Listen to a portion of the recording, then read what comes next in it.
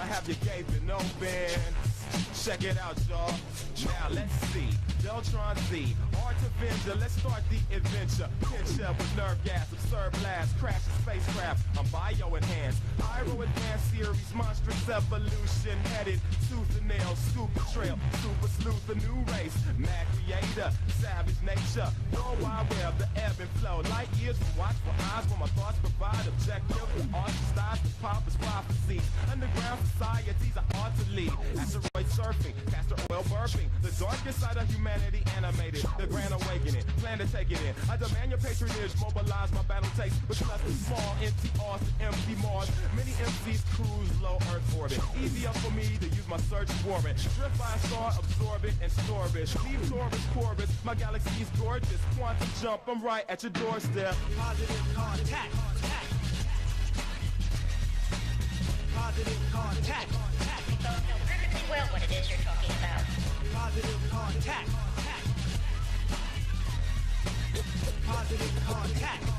Even if the record skips, I still rep. Now I catch more wreck with fast ignition. My last decision, post amplification. Temper with napalm. I want y'all to stay calm. Alien annihilation. I think to the grill piece and kill beat. 20% matter, 30% is energy. Assembling to become a living being. Evaporate to radiation phase station. I get station. Positive contact. Positive contact. Reactors on. Positive contact. Positive contact. Even if the record skips, I still rep. I rise like helium, you're falling rapidly. Trapped in apathy while I track your speed. I'm what they call a legend. Dominance with Armageddon gives me a warm reception. World war with weapons, installation. Blow 'em to sawdust, distance 12 parsecs. Illusion phalanx with my literary talents. Just a bit of balance, rip the silence of space. All-star systems are all. Yo, what's up, everybody, man? It's your boy, D-Nell YG, man. King of this channel right here, man. And I'm back with another, actually my next stream of the day. You know what I'm saying? College Hoops 2K8. You know what I'm saying? And what I'm going to do with this one right here is, probably only give you like I'm only going to give you 2 games. Cause why? After this, I'm going to do racing. And after racing, it might be wrestling. You know what I'm saying? Don't know just yet. But, yeah, though. But, welcome to the year 2 season tip-off of College Hoops 2K8. Got my homeboy TB Wells, you know what I'm saying, in the Central Florida Knights. You know what I'm saying? You got Maryland on here, you got USC on here, you got Georgetown. You know what I'm saying? But this is how it's going to go, so we can get through everything expediently and accordingly. You know what I'm saying? And let's not forget expeditious. Excuse me. Spit in my mouth. I know what to do with that. Put it on that other side. But anyway,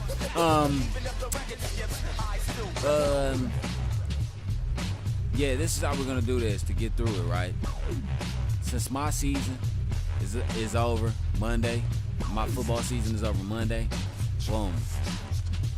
Each college team will play a maximum of 18 games. So that means from the first half of the season, the beginning, conference tournament, and then the NCAA tournament. So boom. So we're gonna get through that. Boom. We can do that. You know what I'm saying? So I already get through it so fast, but it's just like I got a plan for all this shit. It's dope, dog. But so we're gonna get into the first game. You know what I'm saying? Of the college hoops season tip-off. Won't be no scrimmage. But guess what? I got a surprise for you. Guess who's in the national championship game Monday night? It's Maryland, and none other than the future and present quarterback of the Cincinnati Bengals, Joe Burrow. That's crazy, right? I'm playing Joe Burrow in the national championship, but I will not let him beat me. Sorry. But let's get into this game. First, we're gonna see the season show. You know what I'm saying? And then we're gonna get into the first game, which is Central Florida and Murray State. So here we go.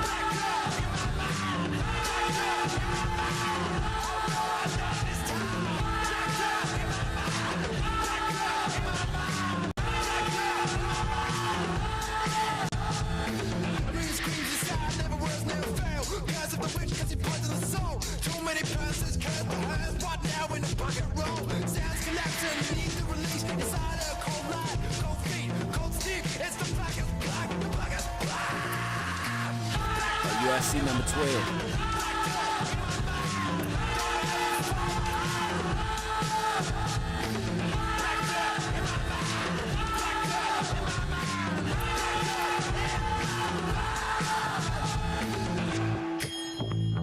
2 minute smiles. Yes, always. I love the preview show, dog.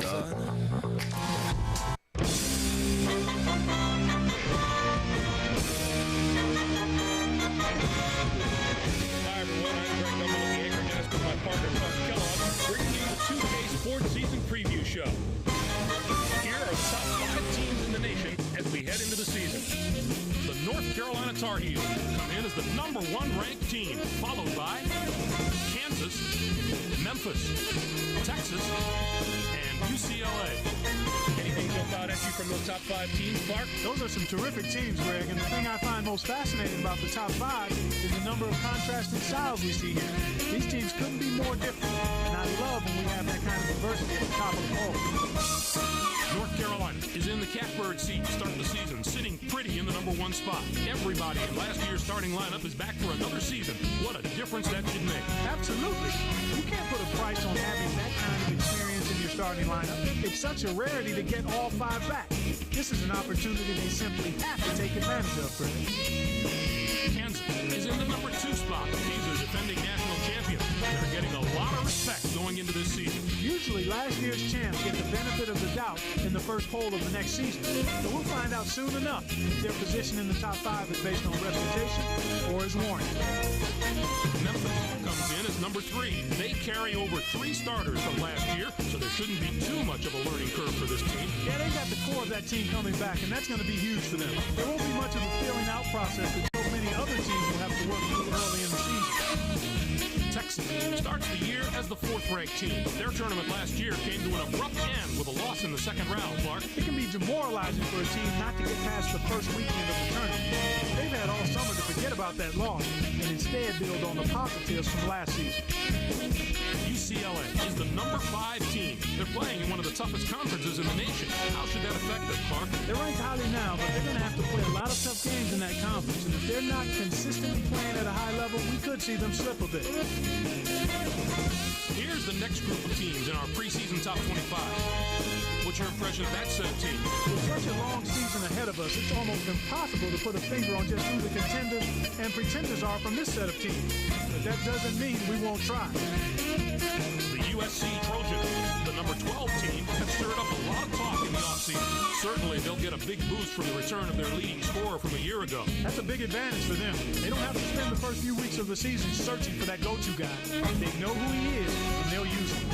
The Louisville Cardinals, the number 10 team, have also generated a lot of interest. One bit of good news for them, they have last season's leading rebounder coming back for another year. With that low-post presence already established, they'll have a little bit of swagger heading into the season. I look for them to be sharp right from the start.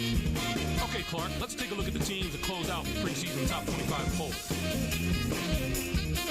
How about this list? I think there were a few teams that were slighted and should probably be in the top 25 ahead of some of these teams. But I'll hold my tongue and talk about the teams that do deserve to be there. The Georgetown Hoyas, the number 22 team, probably deserve a closer look. They only have 2 of 5 starters returning from last year, so they'll need to establish some chemistry quickly. I don't think it'll be a problem for them.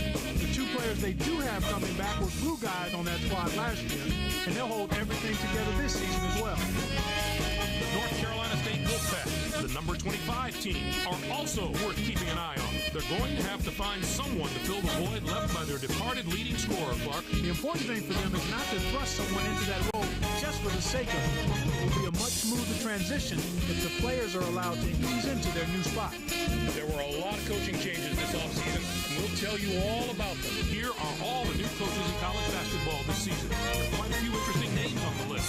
The Arizona coach is one of the hires that drew a lot of media attention. The Arizona Wildcats have a lot of fans that are delighted to have a coach of his ability, Clark. This personality and this university seem to be a perfect match for each other, Greg. Some coaches' styles are just better suited to certain parts of the country, and this is one of those ideal matches. The Connecticut coach also made a move to a new school, and that's generated some excitement on that campus. The Connecticut Huskies are a team looking to rebuild under their new leader. They proved themselves himself at various levels of the sport, Greg, before getting this shot. I'm not sure that he's going to be an overnight success, but if this school shows some patience, I have no doubt he'll be successful. We now head to the part of the show where we break down the top players in the nation and show you our preseason All-American list. What you see before you is the cream of the crop in college hoops. What a list. The UCLA Bruins are pinning their hopes squarely on this young man's shoulders, Clark. Riggs is the first player on the list for good reason. Feels like this guy's been playing college basketball forever. This will be his 4th year as a starter, but I still don't take it for granted. I think this will be his best season of all of them. As for our next first team, Kansas is more than willing to go into battle with him, Clark. Beckway is simply a spectacular player. He was a monster on the glass last season. He came away with an average of 5 rebounds a game. I expect him to hit the glass with even more passion this year. He is a rugged competitor. Next up, the player that's drawing comparisons to some of the all-time college greats. The Tennessee Volunteers are fortunate to have him in their corner. Delgado is one of my favorite players in the country. It isn't out of the realm of possibility to say that he might even be a little bit underrated. I know it seems far-fetched to say that about a preseason All-American pick, but I'm not sure people realize just what a huge year he's in for, Greg. Let's move on to a player who's worked very hard to earn his spot on the list. The North Carolina Tar Heel can depend on a solid effort from him each and every night. Curry is going to play a huge role in his team's success. He is the defending Naismith Award winner. If he can repeat that performance and win that award again, he will be joining the ranks of the greatest college performers in the history of the game. And finally, we have another superb player to round out the first team. The UCLA Bruins will probably get used to seeing him make the impossible look ordinary. Kenzie is going to have his own personal highlight reel by the end of this season. He was a multiple threat on the offensive end of the court last season, and there will be more of the same this time around. He led his team in scoring, and it's a lock that he'll do it again. As we move to the second team All-Americans, we can see there's no shortage of talent with this group. They're all elite players with the potential to dominate the game. The Kansas Jayhawks have built their team around this young man's talent, and I'd say that's a pretty good idea. I didn't go no. Was close to a spot on the first team, but there was too much competition this season. Other players are constantly looking for him when he's on the floor, and they should be too if they've seen his numbers from last year. He came away with more than 2 steals a game. He does just about everything right, but his ability as a defender is what stands out about him to me. He's a thief, Greg. The next player on the team is a sensational player in his own right. North Carolina is in for a treat if he can pull it all together and have a great year. Darby is in the spotlight for all the right reasons. We always talk about the guys with great hands. Well, he's got great feet. I love those happy feet. There are few players in the nation with better footwork than him. And that's what allows him to always be in the right position, whether it comes to rebounding or finding space for an open shot. We can expect to see some amazing performances out of him all year long. The LSU Tigers hope to have this young man carry the load for them, and he looks up to the task. Hope is at the crux of his team's postseason hopes. There's plenty to like about him as a player. He's got that deadly combination of smarts and physical skills that makes him so difficult to defend. A coach's mentality in the body of a world-class athlete. Any questions as to why he's on the list? Our next All-American may have designs on the first team by the end of the season. Kansas State has one of the most reliable go-to guys in the country in him. Dawn is one of the great talents in the college game today. He made his conference all-freshman team last season. He was already proven to the nation and to himself that he belonged on this level. This season, it's no longer about proving he belongs, but proving he's among the best of the best. And here we have the final player on our list of All-Americans, the Providence Friars. You know who their fan favorite is going to be this year? Benton is ready to have a breakout season. He earned a reputation last year as one of the best low-post defenders in the nation. One look at his block totals from last year tells you all you need to know. He averaged more than 2 a game. Opponents are afraid to take the ball inside when he's in the game, and that gives his team such a big edge. All right, Clark, thanks very much. Glad you could join us for the 2K Sports Season Preview. We hope you enjoy all the college hoops action ahead. So long, everyone. Okay, so that was the end of that show, right? But I forgot how long it was. But now we're about to get into the first game. The first 2 games of today. Well, the only 2 games of today. You'll see Central Florida, and then you'll also see USC. Now, you're in for a treat because Northern University quarterback who just won a Big Ten title today. Get to see his little brother, DJ Mason, play for USC, you know what I'm saying?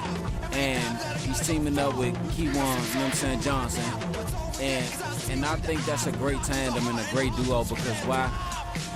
I've seen these guys play over the summer. You know what I'm saying? Practicing everything, summer camp and everything. If you look at these two guys, they will remind you, and they play together. You see, you be like, oh, they remind you of KD or Kyrie if they was to play together or when they play together or whatever. Just you'll see it. You know what I'm saying? So let's get into the first game, Central Florida Murray State.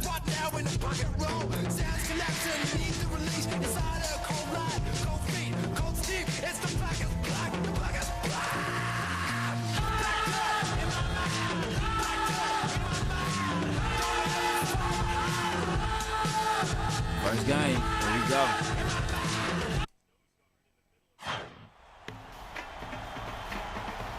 See, their team unity dropped. Why? Because they lost a lot of players from last year. They lost their point guard, they lost a center, and they lost a forward. So they're kind of in the rebuilding stage. But as you see, they're getting there. They're still the same team. They're still as good as last year. But it's just that you gotta get better. Day in, day out.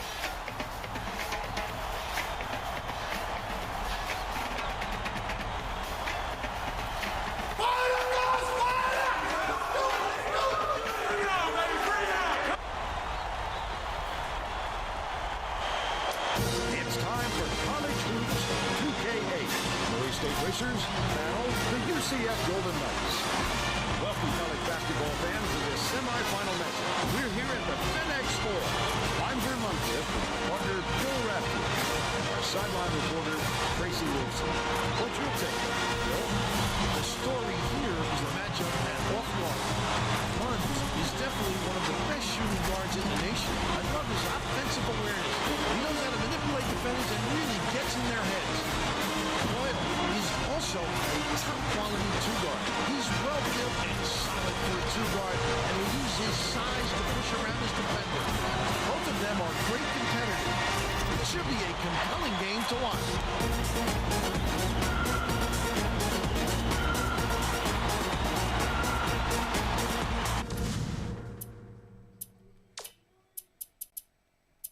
You already know what kind of camera I use. I use the TV cycle #1. Wait, so you vlogging? Yeah, use TV cycle #1 because it still keeps the broadcast camera on, but it just gives it to you from more angles, more action angles and shit. The season is underway. Passes it to the paint. T-Wells. Moore inbounds the ball. Let's check in with our sideline reporter, Tracy Wilson. He has some info for us. Thanks, Vern. A little while ago, I talked with Coach Jackson. He told me that he has a lot of faith in the defensive ability of his players, and today he'd like to see them match that effort on the other end of the court. He said that would make them a very tough team to beat, not to mention make him a very happy coach. Thank you, Tracy. Ball. Only a few seconds left in the shot clock. Hits it. He hit the shot.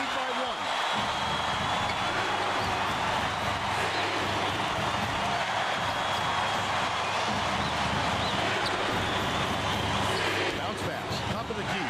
Throws it up. Grab, right Ranger. Nice move. Just missed it. No three-point opportunity, but he'll go to the line for two. He'll take the foul. That defender clearly got some contact as he tried to make the shot. Yep, that's an open and shut case. He got hacked. Let's see how UCF gonna do. They didn't make this the thing about UCF. Can't sink the first.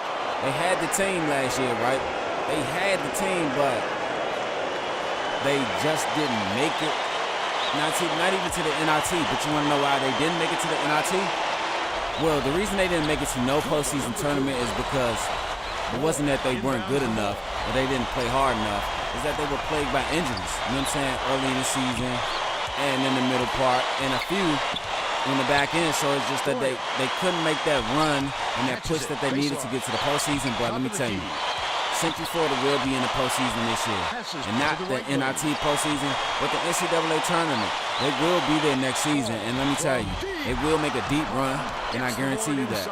I see out of all the teams that's been controlled, you got Central Florida, you got Maryland, you got USC, and you got Georgetown. Out of all the teams that are being controlled, you know what I'm saying, whatever that you're seeing, that you're going to see throughout this season right here for the second year, I only have USC and Central Florida making it. Why? Because after those losses, I'm gonna break it down for you. Central Florida, they saw where they could have went last year, and it really hurt them to see that they couldn't make it there. So what they did is, when the season was over, they got right to the drawing board. They were like, hey, okay, let's see what this guy can do. Let's see what that guy. They did a lot of, Phil Jackson did a lot of early recruiting. You know what I'm saying? Buckets, look at that. See, they did a lot of recruiting. Those guys, they signed on. You know what I'm saying? They committed, and they came to the campus very early, probably before spring, whatever. And they worked hard. They went back to high school. They graduated. Came back when it was time to step on campus, and then they still worked hard. They worked hard. Summer camp, worked hard. Training camp, worked hard. Exhibition games, worked hard. Preseason, worked hard. So now they're here trying to make a push to get to the postseason. I know that should be the last thing on their mind right now. The first thing should be to win games, but they're making it the postseason push because they want to win a championship. They want to bring a championship in Central Florida. And you know what? That's scary. And the reason I say that's scary because they probably show you a team that has never, that they have never showed you in that program or in the NCAA history period. But USC, after they lost in the Elite Eight, they could have made it to the Final Four, but they didn't. They just James Huff with the basket. They just didn't make it to the Final Four because they just came up short by a few points. So they're like, oh yeah, we gotta do this. We gotta go get who we want to go get. We gotta bring them on, sign on, be all in, and sell it. So that's how I feel. Beats it to the wing. Blessing game takes it up, banks it off the glass again. But they're still behind by 3. They're on a good run right now. Months. Perfect shot by Munn. You see, he came off the bench last year. And now look, he's in the starting lineup now. Ball releases from 16 feet. Granger yanks it down. About 15 and a half minutes left in the half. Granger fought for that rebound. Look at the ball moving. James Huff with the rebound. Ooh! He got hacked pretty hard on that shot. We'll see if he can convert from the line. Shooting 2.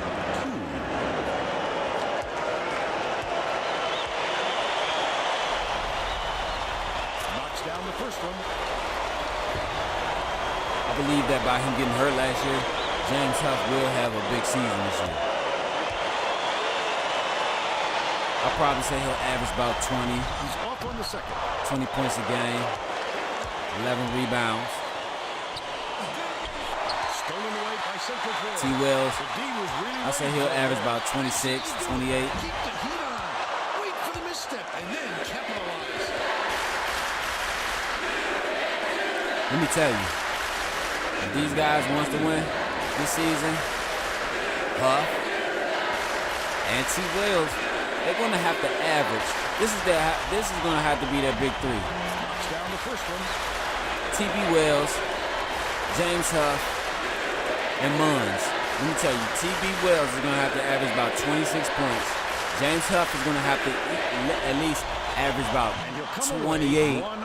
And Munns is going to have to add that extra 17 that you get, while everyone else put up 7 to 9 points, maybe 10, maybe 11. Oh, also, yeah, offensive 3 seconds, yeah.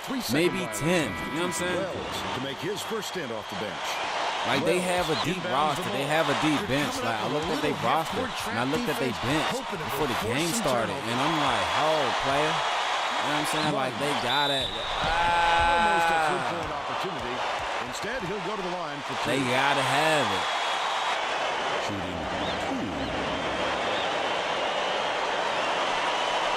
Like, I looked at Central Florida's roster, and He makes the first.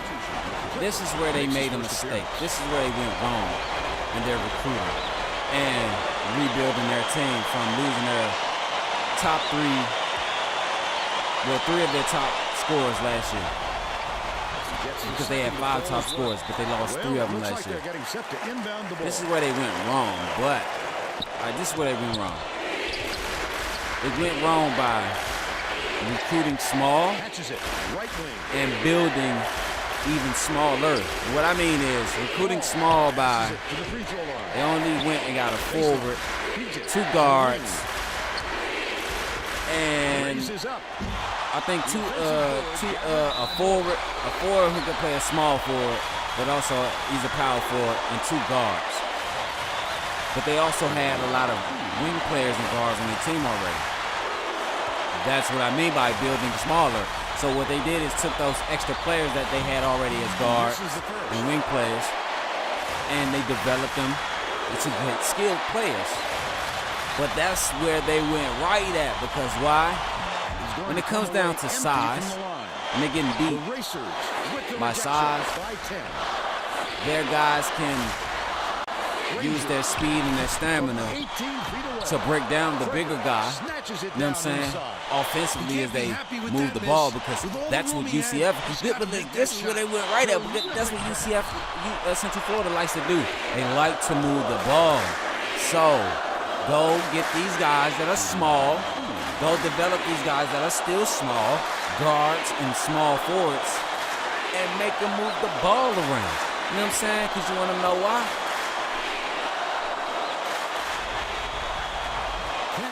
It's hard to hit a moving target versus something standing still.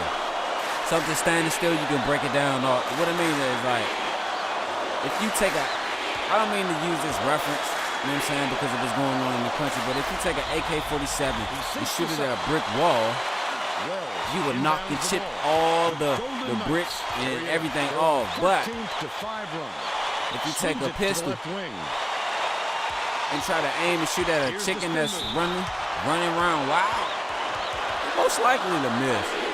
You know what I'm saying?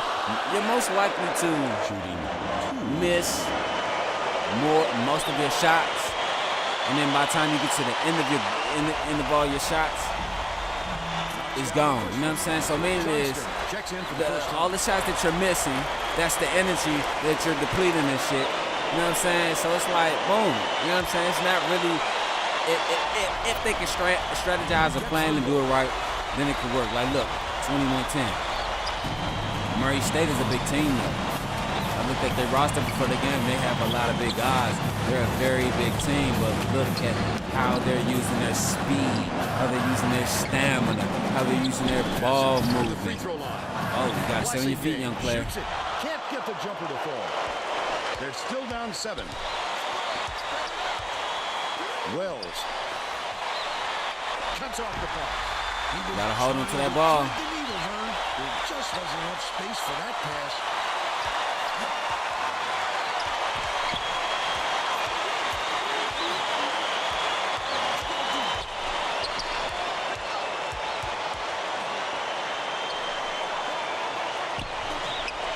Right wing.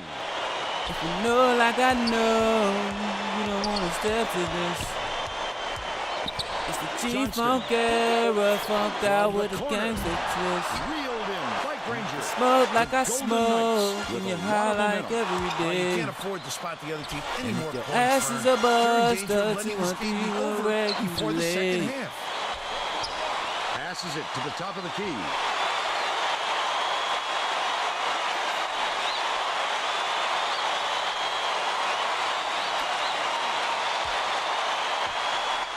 Passes back, top of the key. Pulls the trigger. Wells Muscles in and snags the offensive rebound. Nice effort to get the shot off, but the foul threw off his concentration just enough.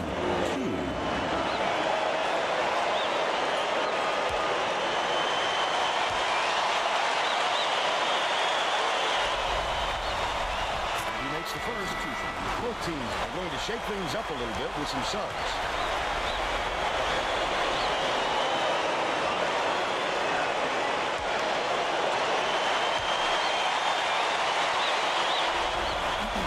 My bad, y'all. I'm still here. Gets the second to fall as well. Johnston. And I'm looking at this Oklahoma State and Baylor game, man. Baylor got some dope ass unis, man.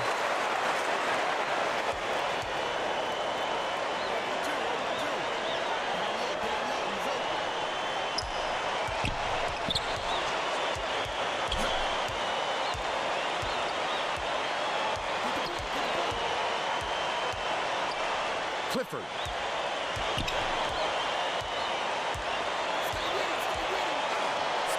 Stay with him. Ball beats it to the left wing.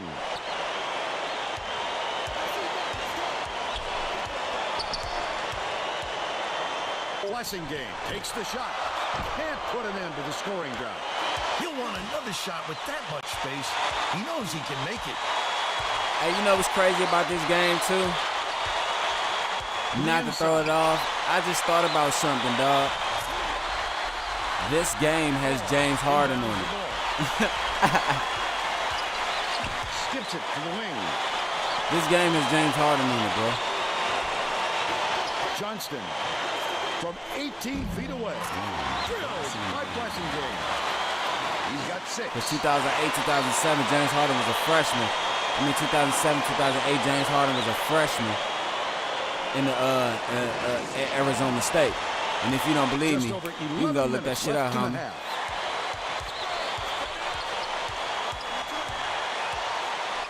Bounces it to the right.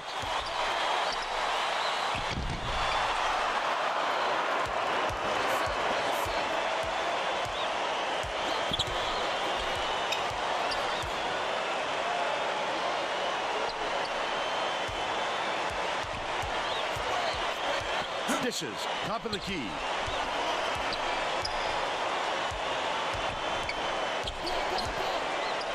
Clifford. Blessing game, swings it to the right wing. That last three-pointer was missed the ball. The break is on to the paint. What a good job on the defense to make him think about it. There was a lot of NBA greats that's in the game now in this game. Klay Thompson, Steph Curry, Draymond Green, James Harden. Who else? 5-15. Ty Lawson didn't play anymore, but Ty Lawson was in here. No, I'm talking about this actual game, not the franchise or the season or the series, but I'm talking about 2K8, this game right here, like you pull up the roster. Oh, he was trying to Green Lantern his ass. And they're leading in this game.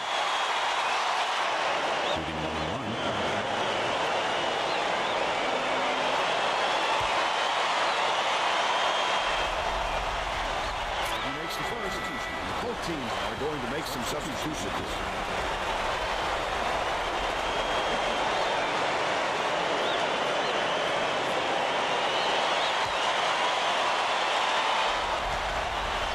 He gets them both. Cooper inbounds the ball.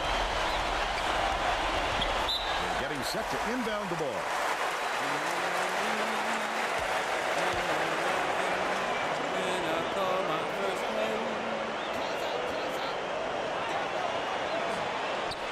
On the inbound play. They're now behind by 14. Under 10 minutes left in the half.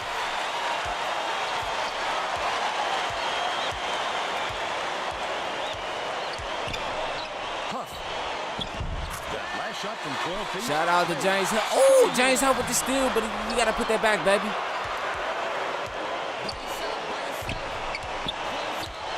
It's deflected. Dishes it to the wing.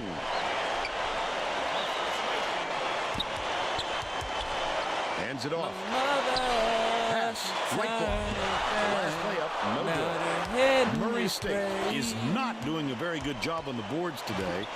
And Tracy has a report from their bench. The Racers coach just told his assistants, if we have to defend with 5 guys in the paint, then let's do it. But I'm getting very tired of seeing us getting killed on the boards. That sent them scrambling to the chalkboard, Vern. Thanks, Tracy. Errant last shot by Sampson. This is not a guy who usually takes it to the 10. I'm not sure why the aggressiveness all of a sudden. Jolly gets it, right wing. No good on the jumper by Carrillo. But they're still out in front by 16. Clifford passes to the right wing. Becker, the spin move. Oh, yeah. How about that, taking on the big fella and winning the battle? Just over 8 minutes left in the half.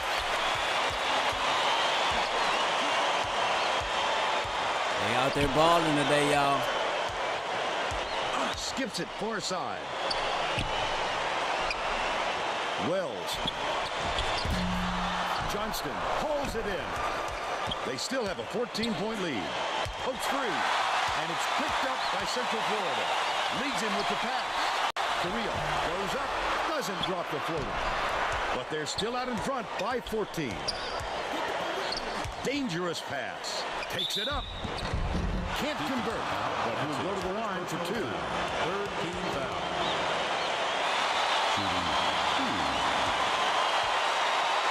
I hope somebody sit down and just, because I'm thinking about that statement I made, right?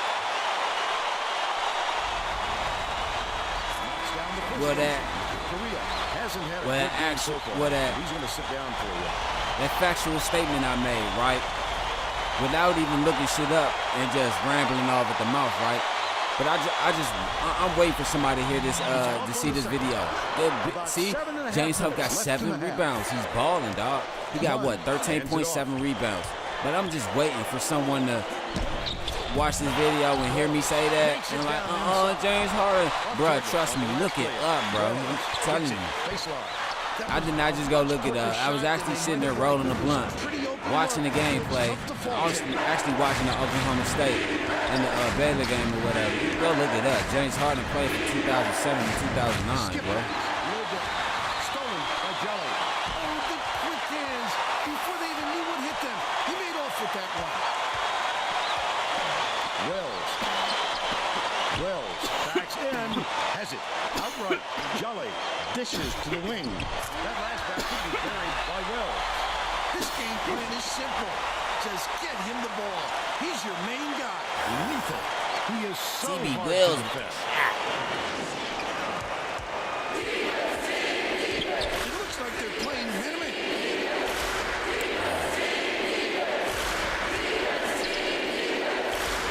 TB Wells, rock the bell. Clifford passes it to the left. Becker catches it, high post. Johnston. Becker skips it to the stripe. Left corner, shoots the 3. Munn snags it. Just over 6 minutes left in the half.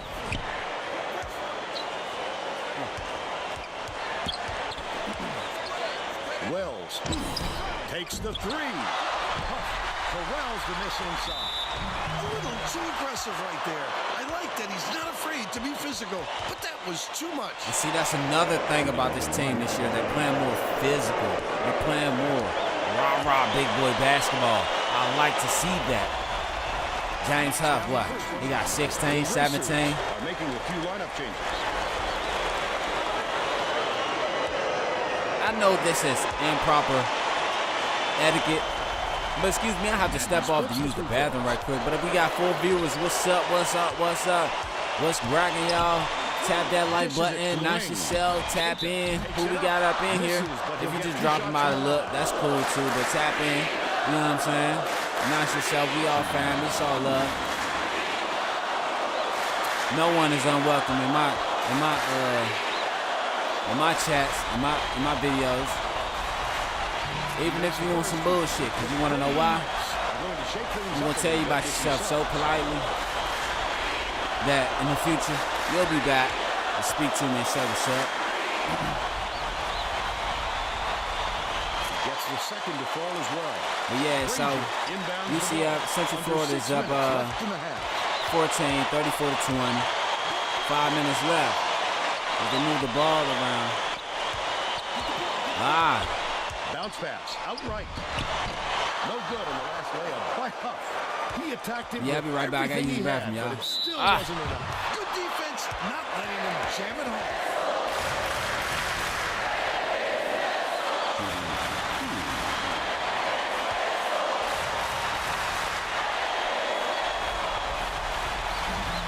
He makes the first.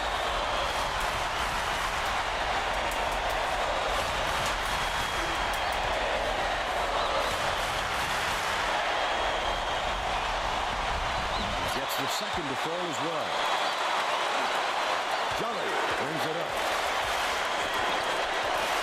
Ranger with the shot. Bricks it off the front iron. They've still got a 12-point lead. Leads him in. Tosses it up. Pulled in by Huff. Huff is 1 rebound short of a double-double. Munn, the crossover. He isn't one of the best finishers in there. I'd like to see him put some work on his inside game, Vern. Leads him with the pass. Becker lets it go. Can't connect on the short-range jumper. Under 5 minutes left in the half.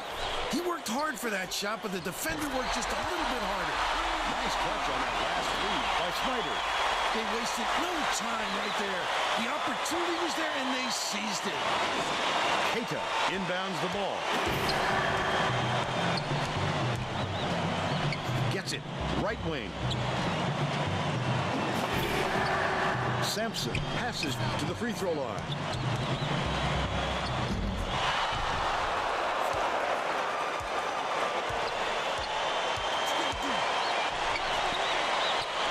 Dumps it to the inside. Puts up the tray. Nothing but net by Snyder. He's shooting 100% from three-point range. Tip. And it's gathered up by Jolly. The intercept. What great reflexes. He pounced in and picked that one off easily. Personal foul. Ninth team foul.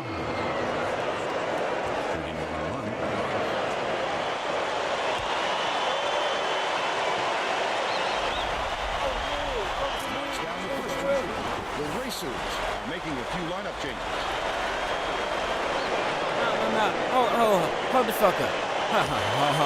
Let's clear this shit up for the motherfucking record. And I got a fucking cuss when I say this, and I really don't even fucking like using foul motherfucking language. I'm motherfucking cuss, but I'm motherfucking angry, I'm motherfucking mad, motherfucking pissed, and goddamn it, I'm about to say what the fuck I want out my motherfucking mouth. Shit, this is my motherfucking channel, so get the fuck off it. If you motherfuckers don't like what the fuck I am saying. But listen here, motherfuckers. How you gonna get mad at me? Because you see something on the TV that does not pertain to me being happy about my motherfucking game not motherfucking working when I stick it in the goddamn system and press play and shit. There's no question what gonna ask me, I don't give a fuck about what's on the TV. I'm worried about my motherfucking game. You think I give a shit about that bitch ass motherfucking game?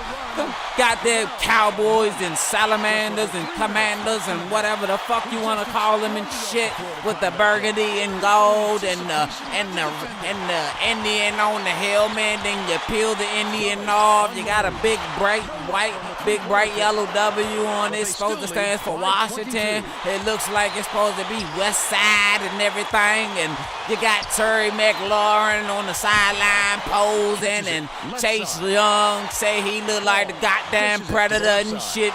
And Ron Rivera over there looking like a Mexican who just built the wall for Trump and shit.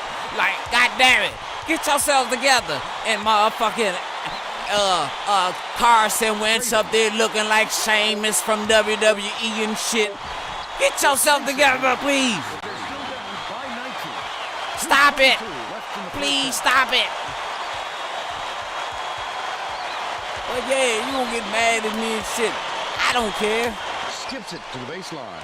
Damn. If it's burgundy and gold, it better be a black man getting money. 2 minutes remaining. Johnston has it inside. Keita dumps it off.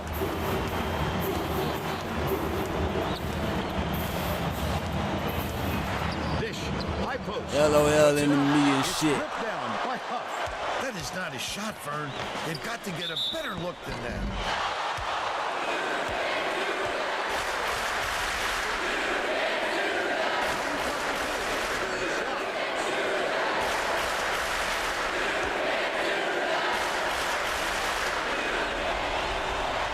He makes the first. Both teams are going to make some substitutions.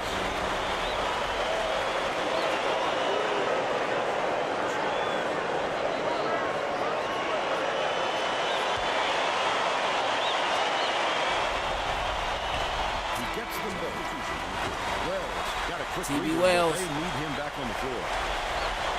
Johnston inbounds the ball. I can't believe the Buccaneers when they got Cole Beasley. I'm not going to say I can't believe it, but I would have thought that they would have made the call to Julian Edelman before they got a nice lead from downtown. Didn't fall. So they got what they call 21. Cole Beasley. Leads him in. The layup was off target by Hooper. The Golden Knights carry it up. They're on a 12-3 run. Granger from downtown. Johnston corrals the miss. Well, the D got lucky there, Vern. You can't expect many misses when you're that open. Gets it. Right wing. Craven passes it to the free throw line. Pulls the trigger. That basket came off the feet by Johnston. He's got 4. Korea has had some difficulties. 3-second differential between the shot clock and the game clock. Right wing. Wells double clutches. He gets hammered, and he'll head to the strike. Oh, yeah. Yesterday, was it yesterday? Yeah, because yesterday was Friday. All right. Yesterday, I found this store out of Fredericksburg, Virginia, right? They sell antique games. Let me say antique and classic games.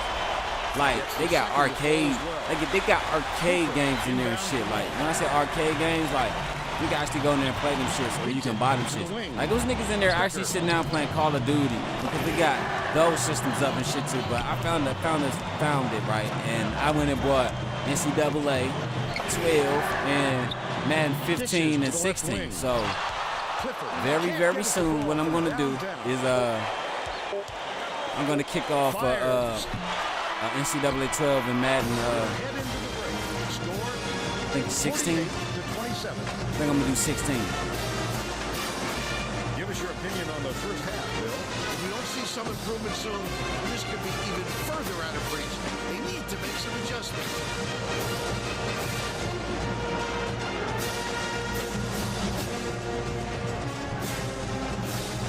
And now it's time to show you our player of the half. Bill? Huff, he's gathering every loose ball, Vern. He's really helped his team both by scoring and by not letting the opponent get any second chances. These are the kinds of things that truly make a player dominant. Total court presence.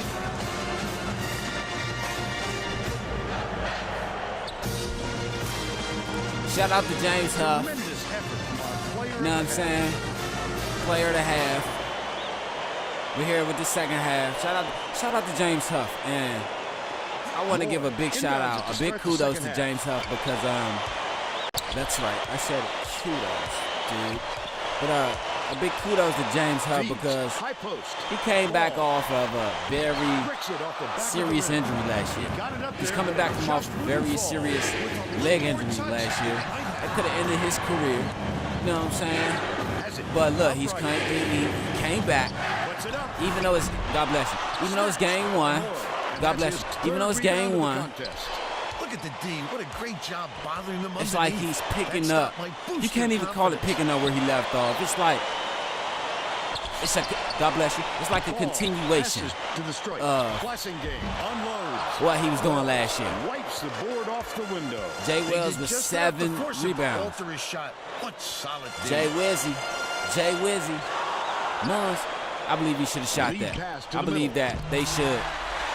If UCF wants to win this season, a lot of games this season, I believe that they have to shoot the ball more. Ball.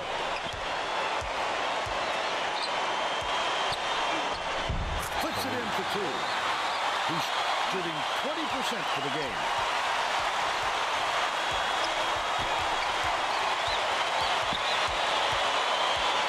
Swings it to the right wing. T.B. Wells. Pulled down inside by Munn. Yeah, I got to fix that jump on Wells. He keep fading back. I don't like that fade back, that little fadeaway jump.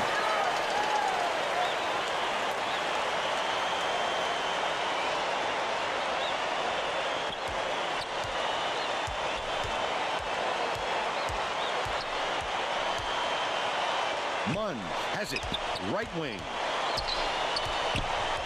Pass. Top of the key. Shoots. Corrected inside by Munn. Munn's got the rebound. Moore inbounds the ball. He got 7 points. Ball. Like when Muns first started this season, he was 77, 78. Now his overall is at 80, 81. You know what I'm saying? You see what I'm saying? Like, he's worked through practice. He's worked through the training camp. He's worked over the offseason, and he's grew. You know what I'm saying? And I give it to him. Like, he deserves it. Like, he came off the bench. He came off the bench last year. I believe this is what I believe. I believe that he can't. I'm gonna start by saying this. I believe that he can contribute to this team, but they may have brung him off the bench too early. I believe that he needs to be the 6th man coming off the bench. I believe that just like last year, he needs to lead the second team unit. Why? Because there's no one that's sitting on that bench down there, the rest of their lineup, that can actually lead the second team unit. And you need that leader. And because if you don't, your bench is not going to produce your bench is not going to produce as greatly as you want it to. Meaning that okay, who's their point guard? They got not Muns, but Turioff. Okay, they got Turioff as their point guard. He runs the first team offense. If you have, so that means he's responsible for 2, 3, 4, and 5 to get them coordinated, to get them organized, along with the help of the head coach and the assistant coach. Why? Because when you're on the floor, it's just you 5 guys. The coach can only scream out, good shot, T.B. Wells. T.B. Wells with 13. Shout out to T.B. Big homie. Oh yeah, I hope he's doing good too. But another thing, hold on. Let me fix the mic. Let me fix the mic so I can finish saying what I'm saying. Hold on. Johnston catches it. CBS better get this shit right if you gonna pay me good money. Game.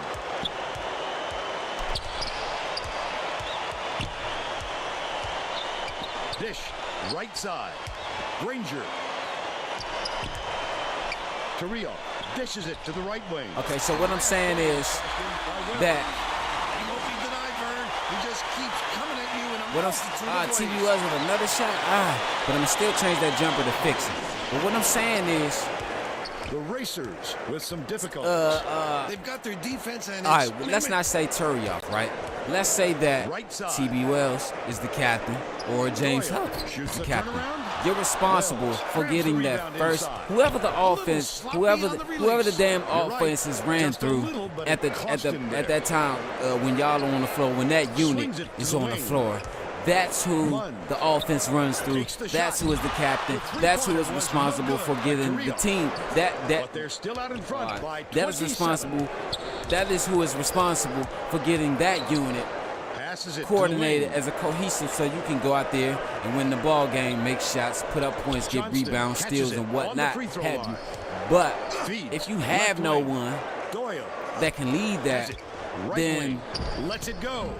when it comes down to you needing your bench to help to bail you out of a big situation or whatever, there's no one to get those guys rallied up, to fire those guys up, to get those guys in position to come out there and get the win. So you have to have someone on the bench, that sixth man, and right now, that's what UCF is missing. Excuse me, forgive me if I may be wrong, but right now, I know it's the first game at the beginning of the season, but I've watched them through training camp and all that, through exhibition.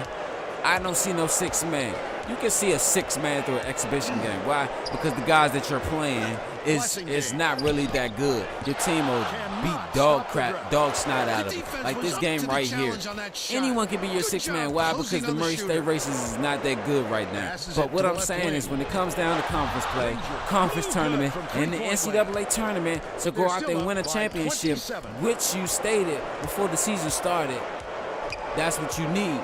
You need a captain and a co-captain. That's what I believe. That's why football.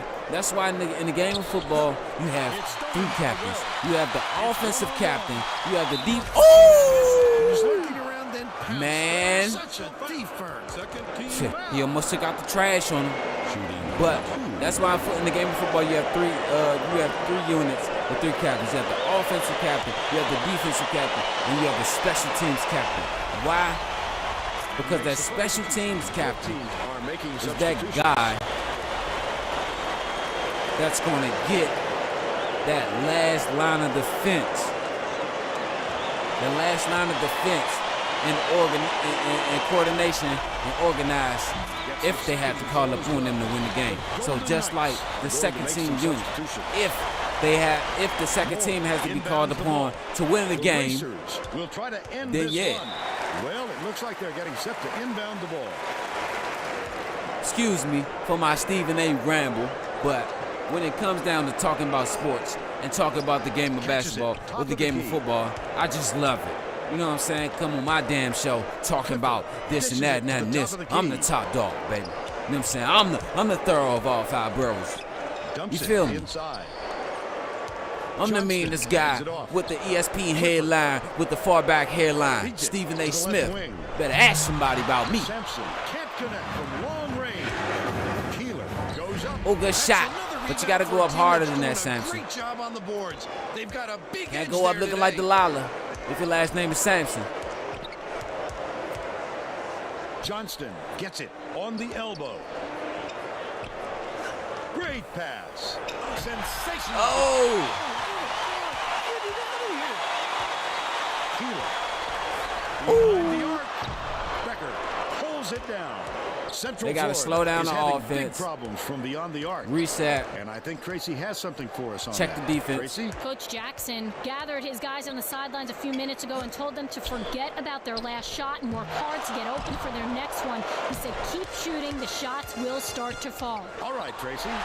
Control that ball, too, at the same time. Wonderful job of dominating the basketball that time. Great pick.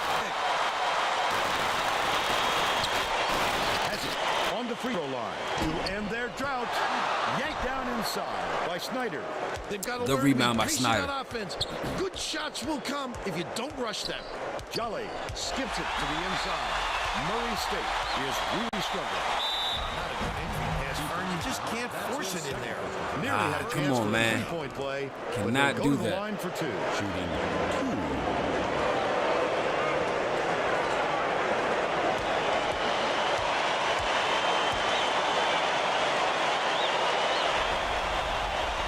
Knocks down the first one. Both teams are making a few lineup changes.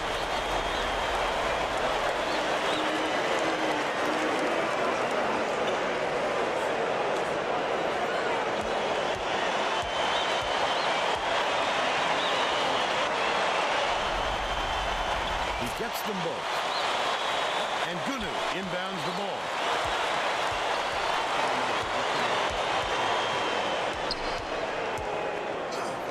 Knocks it loose. And it's controlled by Murray State. Sampson throws up. That's fouled hard, and he'll take a trip to the line. Team foul. Easy call on that one. It was pretty obvious he got hit on the release.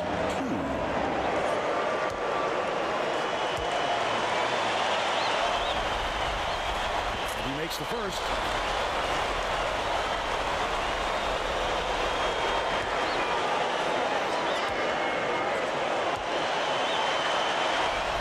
All right, I'm back, y'all. Gets the second to fall as well.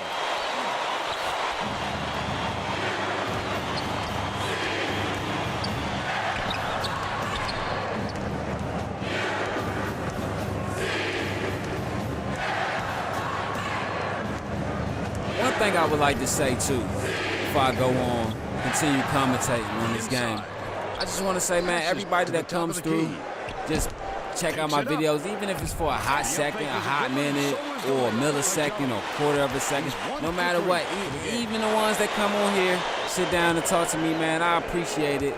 I appreciate y'all, man, coming on here, looking and watching my videos, you know what I'm saying?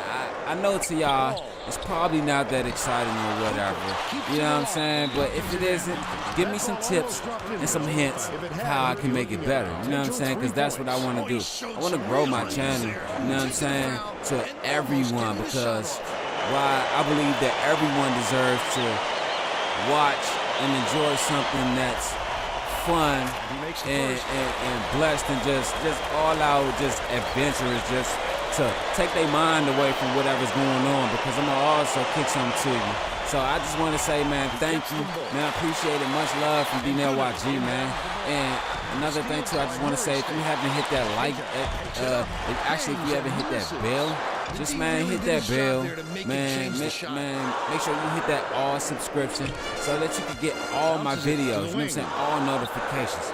You know what I'm saying? Even if you don't watch them, when the notification pops up, I bet it pops up and you'll remind yourself that it came up. But I just want to say thank you, man. I appreciate it. Jolly. But yeah, Jolly. Releases.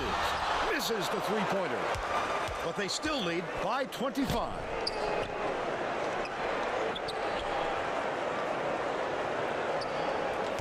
Clifford, lead pass inside. Missed shot in the paint by Sampson. He's really not a strong finisher. I know this really isn't you just want to ideal game to watch for the first game of the college season, but for the college basketball season. But you got to think, even Clemson plays Citadel on ESPN. You know what I'm saying? Even Florida plays Alabama A&M on ESPN. You know what I'm saying? Just a warm-up game, tune-up game, just to show y'all what they can do. I look at it like this. I'm not calling out anybody or throwing any shade towards anybody or categorizing anybody or saying that you are or you aren't. But I look at it like this. If you're not a fan of blowouts, then you're not a true sports fan. Because why? This is what I'm about to say, and I'm about to break it down to you. A lot of people say college sports should be more competitive.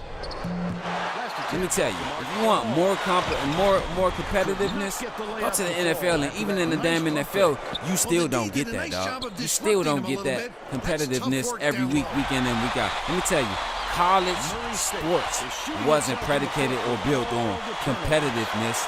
It was built on school spirit. It was built on records being broken. It was built on history being made. It was built on rivalries. It's built on tailgating. It's built on parties. It's built on the love that the students have for the university. You know what I'm saying? I've never been to college, but I'm saying I'm a true fan of college sports. Let me tell you, I would watch a college event before I watch an NFL event, because you want to know why? Those guys in college, they fight harder. They have more spirit. You know what I'm saying? It's like they playing for everything with nothing to lose. But as soon as you get that check to go to the NFL, it's like everything that you see in college, it goes away. That's what you call a bust. So if you're not really a fan of blowouts or whatever, or games like this, I say you're truly you're not truly really a college, not a true sports fan. You know what I'm saying? Because even the blew the doors, or was that the Vikings? Got the doors blew off 41-7. It was either the Bills beat the Titans or the Eagles beat the Vikings 41-7. I can't remember. It was actually not last week, but the week before that, Monday Night Football. Shit, I enjoyed that. He seeks the substitution. Jolly was needed out on the floor. He didn't get much of a rest. And Gunu inbounds the ball.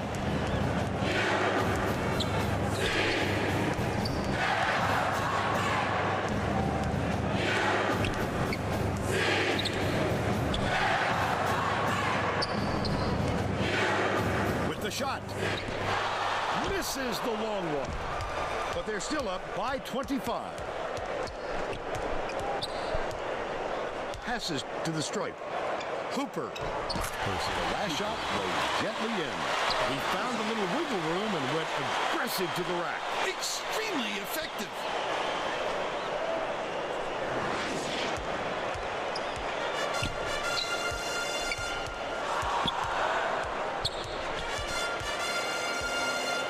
Jolly, step back over the midfield line there.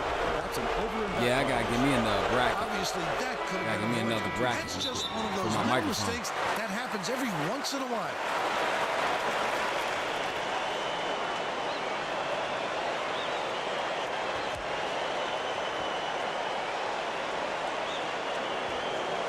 Frederick inbounds the ball.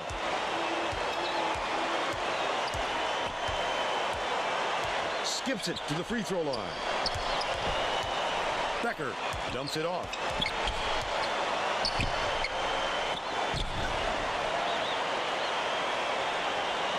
Blessing game.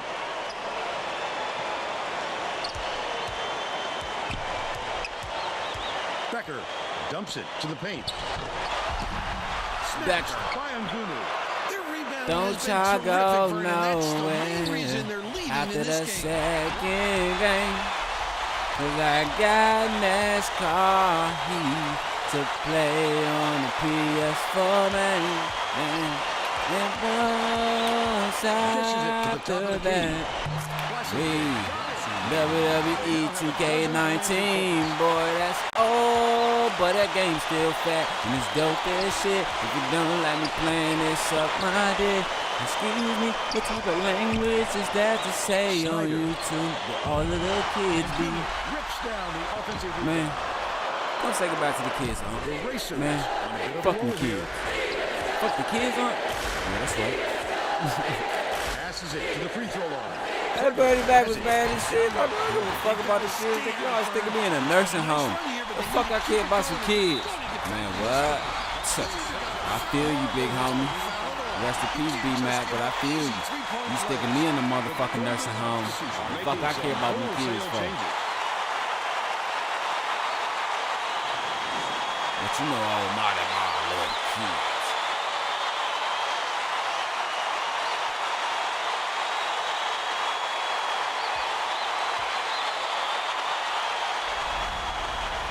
He completes the three-point play.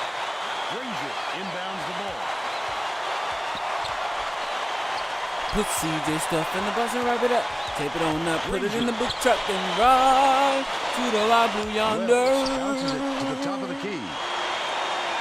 Moore. Never thought he had me. Third foul so far. I better run. And he was too slow that time. Too slow.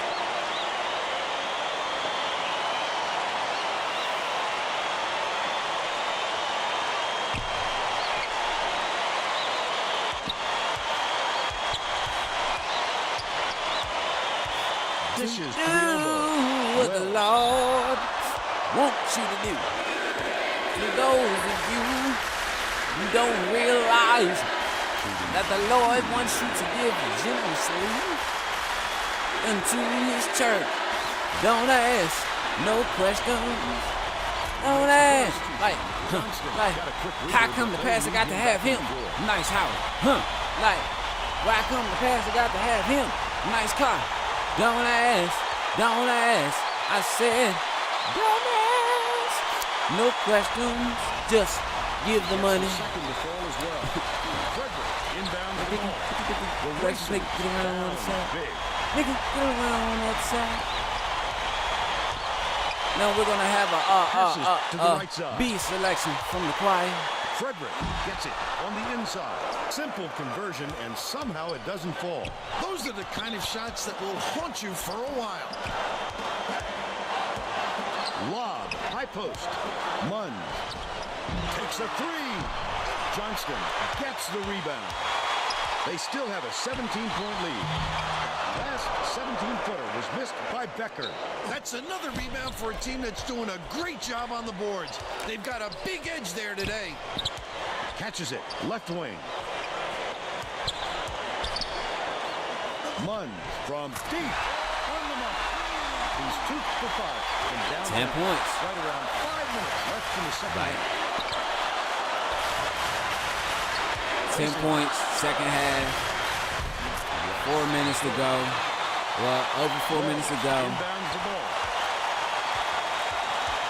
I see some things in their offense that they're going to have to switch up, change, and make better if they want to win this season. Carrillo bounces it to the high post. Hackman the way up, and he'll get 2 shots at the line.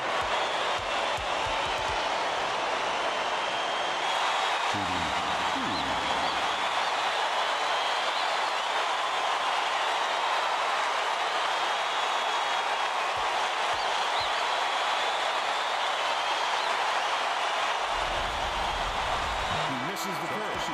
Both teams will make some substitutions. Hold on, let me see. He said he played linebacker.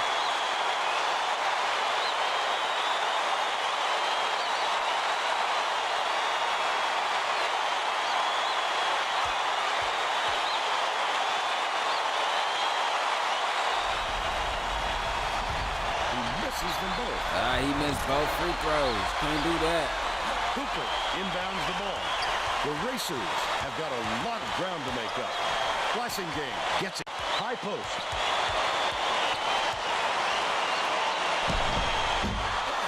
Carrillo grabs the rebound. Oh, not real good shot selection, Vern. They've got to exercise a little patience and move the ball around. Halfway off the mark. Right Ranger draws the foul, and he'll get a trip to the line. Just too much contact there, Vern. You're not going to get away with it if you affect the shot that much. You got to make these. Knocks down the first one. Both teams are going to shake things up a little bit with some subs. Well, Vern, that can be a tough one to play through. You'll think it's all right for a minute, and then wham. It seizes up on you, and you can barely move.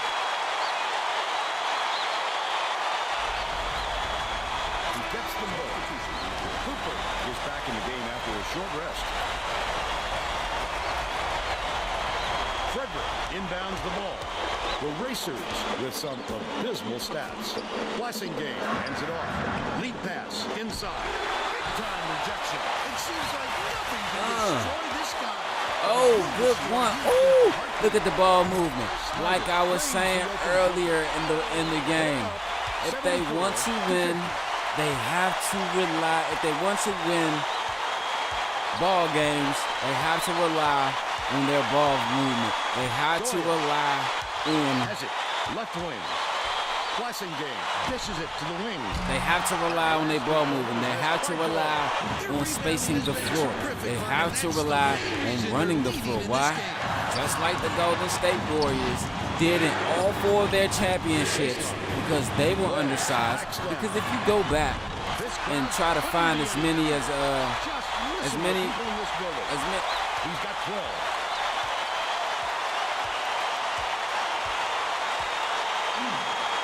Doyle releases. Can't hit from beyond the arc. That's a great job getting a hand in the shooter's face. Any more room than that, and he'll sink it. But yeah, my bad. If you go back and look at, try to find a lot of raises up. Got into the paint. Post game Offensive board by Quinton. Quick up and in. shows like what I'm saying, post game shows, but like segments, and like ESPN First Take, Those kind of chances Undisputed, are like things like from a those. baby. If you go on there And Passes if it you to the look stripe. and try to find some Doyle segments, has it. you can find a Right few wing. clips where you can, in all Skip 4 pass, championships, outright. in all 4 years of Blessing game. Golden State Warriors Goes up. winning a He gets championship, hammered. you can Real find mental somebody struggle. saying that they were undersized. You know what I'm saying? They were small. Because, yeah, they were. Year 1, Steph Curry. Yeah, Steph Curry, Quinn Cook.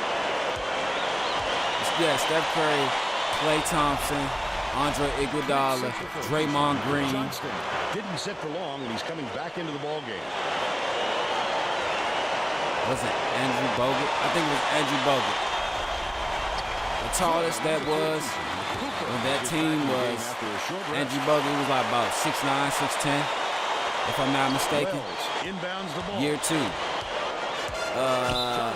Didn't watch his feet and steps They were on the undersized line. We're going the in other height way. at their Johnson position. is needed out on the floor. He And didn't then get much of a I rest. ain't gonna say not really, but I probably say they were undersized at weight at their position. If they're trying to take it there, because those guys were skinny. Draymond Green, what, 6'5", 6'6", Gets and it. he's a power All right, forward, minutes remain. but also played the center. Frederick Like, lets I'm it not go. saying he's Can't connect on the undersized, quick but shot. He got it up he's there, but it not the just wouldn't fall. prototype With a build little more for a touch, power it forward. might No have. disrespect to Draymond, I love that dude. That's my homie. That's the homie. I love Big Dre. You know what I'm saying? But it's just that I grew up in the era where power Dishes to forwards the were right. Right wing. 6'10", 6'11". You know what I'm saying? I mean, Charles Barkley was 6'5", 6'6". He played power forward. You know what I'm saying? But you got people like Ben Simmons, 6'10", playing a point guard. No, that's a power forward. You know what I'm saying? That's what I mean. I'm not saying that Draymond Green is undersized or he can't play he can't play the skilled position. He's a very skilled player, and for him to be at his size, for you to say him undersized, that's what makes him one of the greatest players at that skilled position. How he moves, how he shoots, how he defends, how he blocks, how he rebounds. You know what I'm saying? How he makes the play, how he passes the ball. Like, come on, man.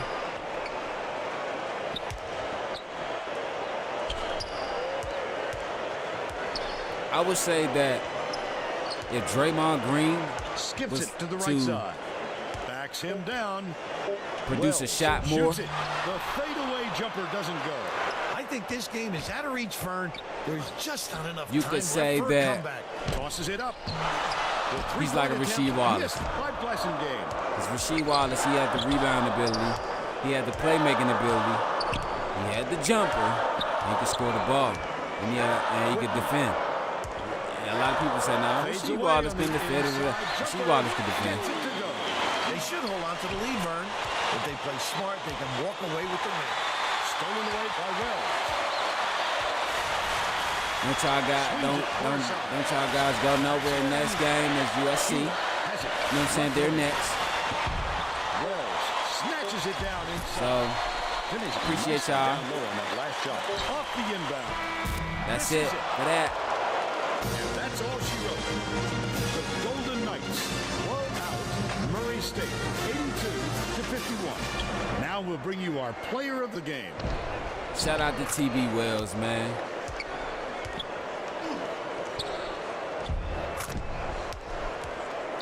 We got the player of the game.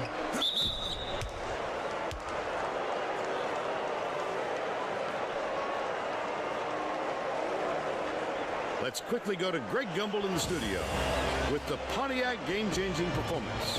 Thanks, Vern. Welcome, everyone, to the 2K Sports Studios. I'm Greg Gumbel, and we're set to bring you the Pontiac game-changing performance. A big momentum swing was a considerable factor in the outcome of this contest. The UCF Golden Knights never lost track of their game plan in this contest. This shot started them off on a long run, and their opponent never recovered. Okay, thanks, Greg. This is Vern Lundquist for Tracy Wolfson and Bill Raftery. Glad you were here with us for College Hoops 2K8.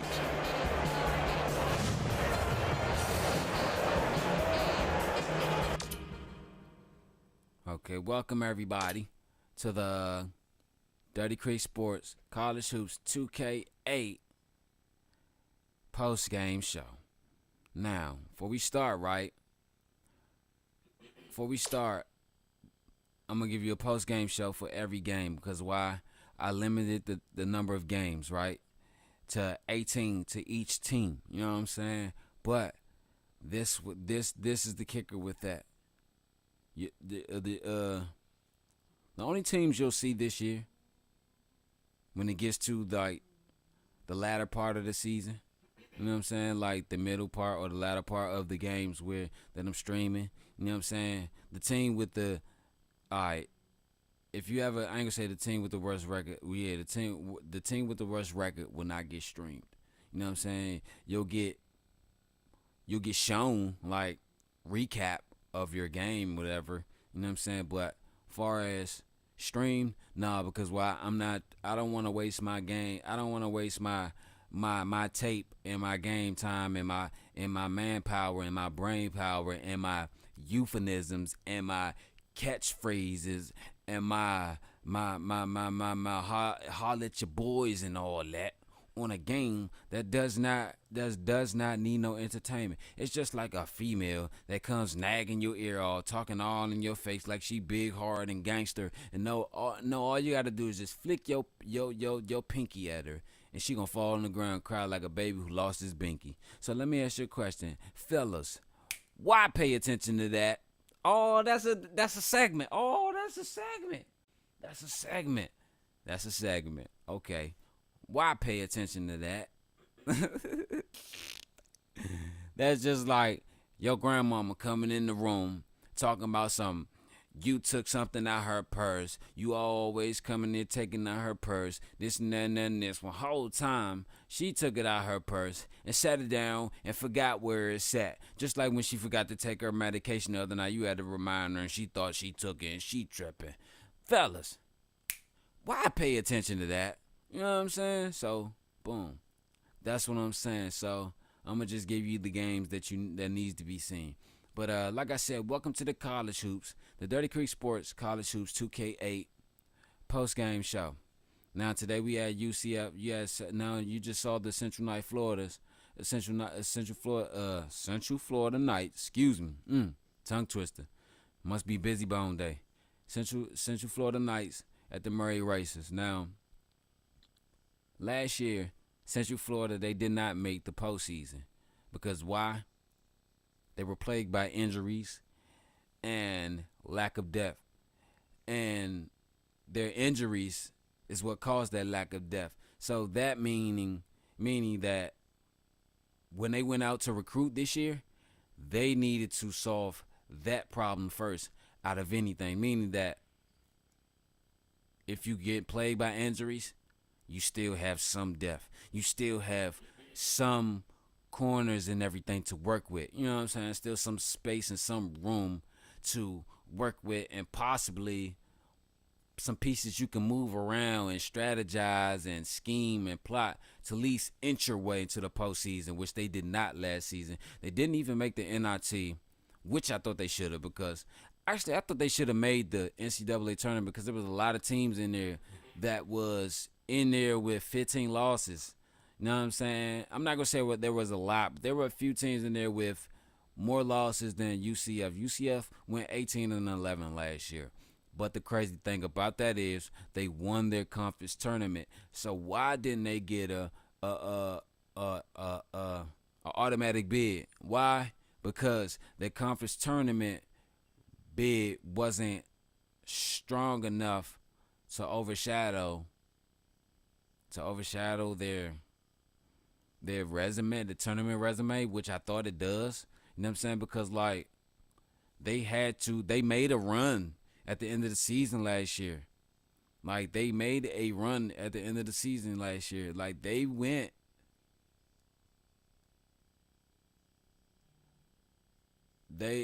their last 5 games last year to become 18-11 after all that, winning a conference championship game too. But we ain't gonna get too much in that. But today, as you see, they won 82-51. Now, as we analyze and we sitting here looking at their stats, they didn't shoot the ball well. Okay, three-pointer, they shot the ball 18%. Field goals, they were 33%. Come on, dog. Free throws, 76%. Just below average or just below good. And 14 assists, 9 turnovers, 11 team fouls. They rebounded the ball tremendously. 62 total rebounds.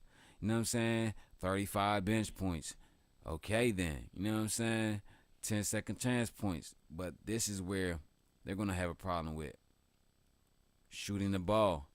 I understand that you went 18% behind the arc, 33 from the whole field, right? So that's what? You only shot the ball, what? 33% throughout the whole game, right? But your bench has 35 points. Boom. So let me tell you then. That means your bench came in and had to sweep up and clean up whatever wasn't working. I'm not going to say it wasn't working. I'm going to look at it like this. What if Murray State was a Georgetown or a Kansas or a Davidson or Florida State for all that at that fact? What if they were one of those teams? You guys, these guys would have lost. I know TB Wells, you know what I'm saying, he's fresh on the season this year, and he's coming to make a brand new start this year. But let me tell you one thing, like, this guy, he was the player of the game. Yeah, shout out to TB Wells. Love my guy, you know what I'm saying, good dude. But he was 5 for 10 from the field, 1 for 3. 1 for 6 shooting, 5 for 6 free throws. He was only 16 points. Like, and James Huff, you only ended with 12 points, let me tell you. And then Munns only have 10 points. Now, this is what I'm saying. The score is 82-51. At the end of this game, the guys who were commentary, no disrespect to Bill Raftery or Vern Lundquist, but they called this game a blowout. Let me tell you, this game right here is far from a blowout. This game was I understand it spread it out. Just listen to what I'm saying. I understand that it spread it out throughout the stat sheet. 1, 2, 3, 4, 5 guys win double figures. Okay, that's cool. But this is what I'm saying. Number 1, 2. Come on, man. Then you're a second year. This guy right here, he's a second year starter. We as we bring up the box score with the stats and everything. This guy right here, Granger, is a second year starter. This shouldn't be like this. 1 point, like, you got shut down by Murray State racers, and you only managed to make 1 point, and that 1 point was a free throw. You made none from the field goal. This cannot happen. James Huff, 12 points. This has to go up. TB Wells, 16 points. This has to go up. Why? Because you're only repeating the same success from last year, brother. You're a junior. A lot of scouts came out to this game to watch you, to see how you perform. I know it's only the first game. I'm not trying to be hard on them, but let me tell you, I want to see these guys in the NCAA tournament next year competing for a championship. I want to see these guys in the postseason competing for a title. I believe that they can because they have the pieces. They got Turioff, they have Munns, they have Wells, they have Granger, they have Huff, they have Jay Wells, they have Whitney, they have Jolly, they have Snyder. Come on, man. 1, 2, 3, 4, 5, 6, 7, 8, 9 guys that can put the ball in the hoop, guy. Let me tell you, they have 9 guys that can put the ball in the hoop, but only about 7 of these guys are role players. So what do you do with that? You spread it out and you break it down throughout your roster. Set some on the bench, set some on the floor. Build chemistry throughout practice. Put them in every practice. Put them in situational practice. That's what a lot of coaches used to do back in the day. You know what I'm saying? When they were teaching before this new method, they just teach on skill and how to play the game instead of putting these guys in situations, just like the NFL. NFL will put you in. NFL practices are mainly situationals, drills, 1-on-1, 7-on-7s, and situationals. Why? Because it's all about field positioning in football. It's all about clock management. Because, prime example, 2-minute drill. I'm pretty sure every team in the NFL, they run the 2-minute drill. They run the 2-minute drill in the practice because why?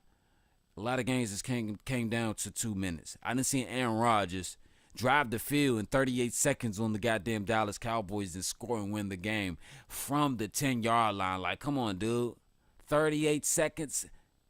38 seconds. And let me tell you, that 38 seconds was the game, bro. Only left us with 2.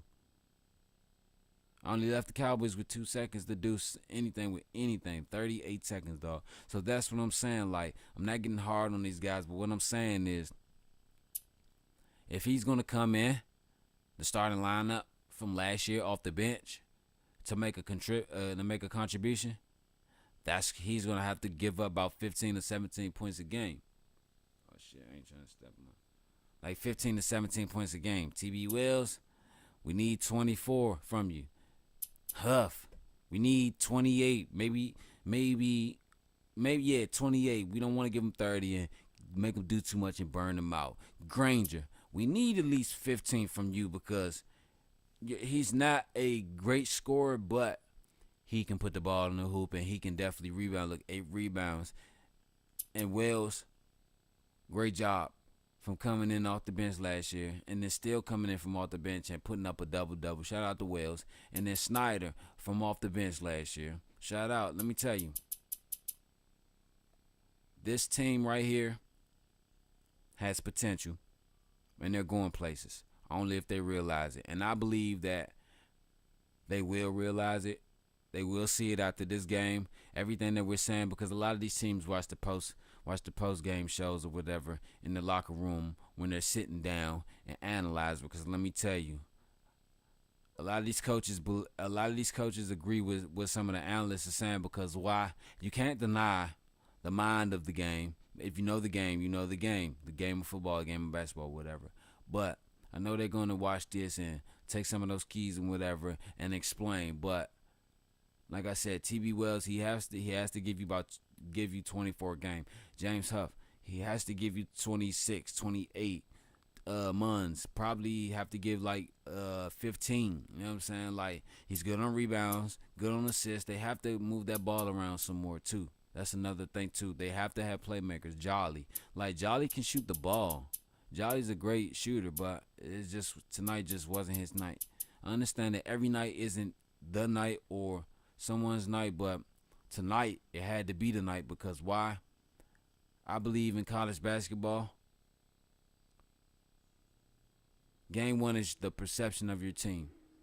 When you meet someone in life, in that first impression that you give off to them, that you show them, that's what they perceive you as to be until you show them otherwise. Or even when you show them otherwise, they still don't believe and just still think of you, who you are. So like I said, this game is to me, this game isn't, I'm not going to take it as a perception or a first impression. I'm going to take this game as a question mark. I'm going to put a question mark by this game.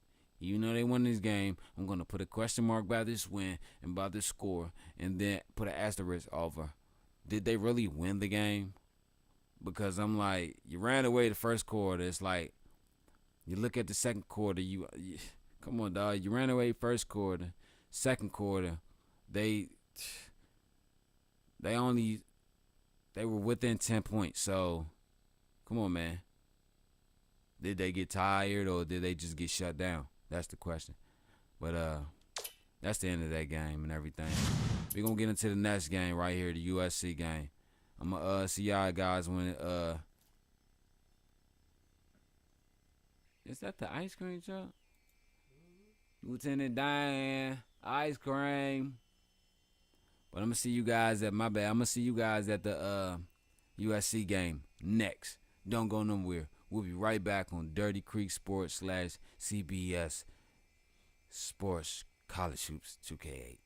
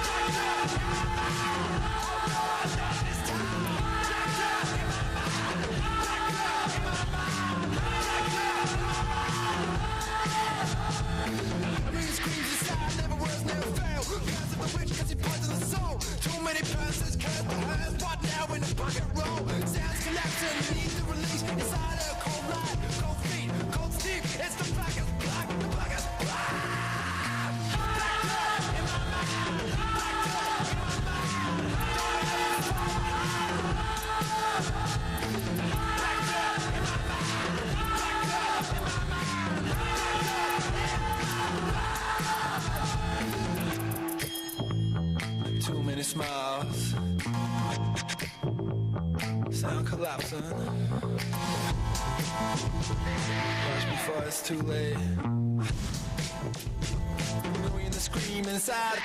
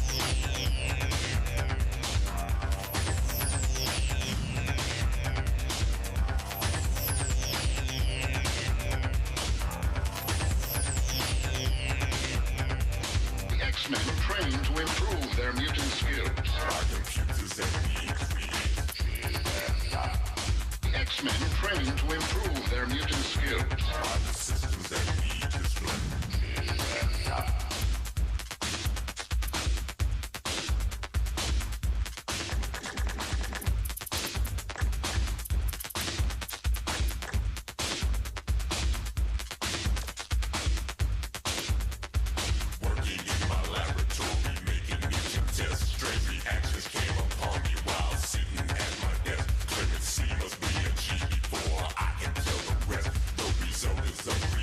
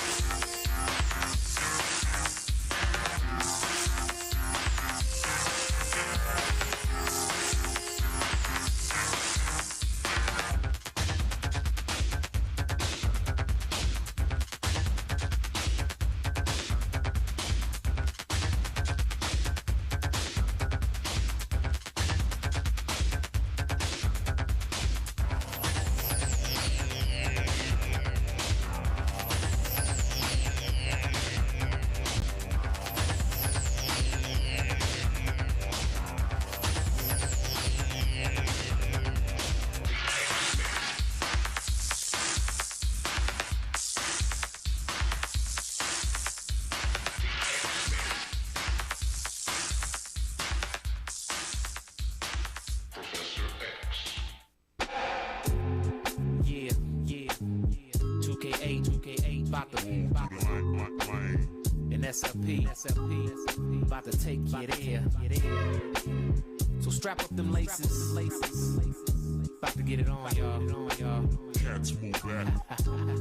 Yeah, come on, yeah. Cats move back when I move through the lane. Cats move back when I move through the lane.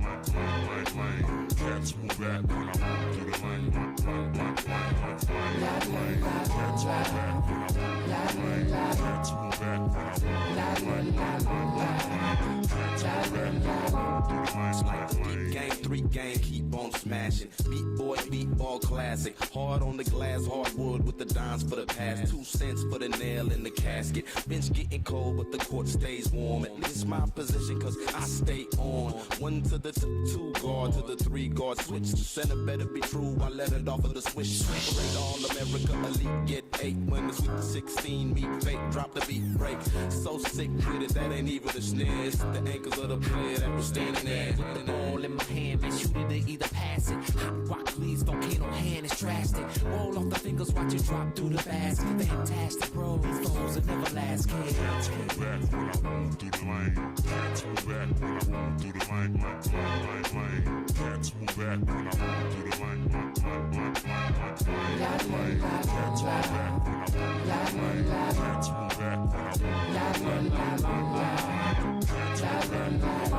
I'm so sick, way they got a crossover that'll lift you in the air while I'm driving through the lane, unaware of the bodies in front of me. About to straight posterize, time to rise up in the sky. Close your eyes, superfly, tranquilize the other guys, analyze the other minds. Stealing is not a crime. On the king of courts, I rock this sport, ballin'. Take down your whole fort, got the opponent waving a white flag. Zig to the zag, left to the right, playing ball all throughout the night. Never double dribble. My skills will cause dribbles throughout the whole complex. This is no contest. Run your team, run your scheme, run your plans. Understand when I drop bombs, I'm the man. Then everybody gather around for autographs I sign. My stats say 25, 69 dimes. Cats move back when I move through the lane. Cats move back when I move through the lane. Cats move back when I move through the lane. Cats move back when I move through the lane. Cats move back when I move through the lane. Cats move back when I move through the lane. Jab step, fade away, keep on smashing. Hard in the paint, no bragging. Guard in the lane is a futile attempt, so tragic. Crossover flow, so magic. Representing my squad, I hold it down for my school. My game D1, they think I'm Division 2. Insane through the lane, my jumper is critical. The handles is off the chain, I know you think it is too. Yeah, spin with a twist, call me Harlem Globetrotters. I never knew a cat in my school who game is hot. Crowd stand up, my adrenaline is pumping. Taking through the lane, crossover and power dunking. Backboard thundering, making them feel something. Team with the opposite jersey, we steady hunting. Strange fruit heard through the stadium is bumping. Better put your pride to the side and stop fronting. Better put your pride to the side and stop fronting. Cats move back when I move through the lane. Cats move back when I move through the lane. Cats move back when I move through the lane. Cats move back when I move through the lane.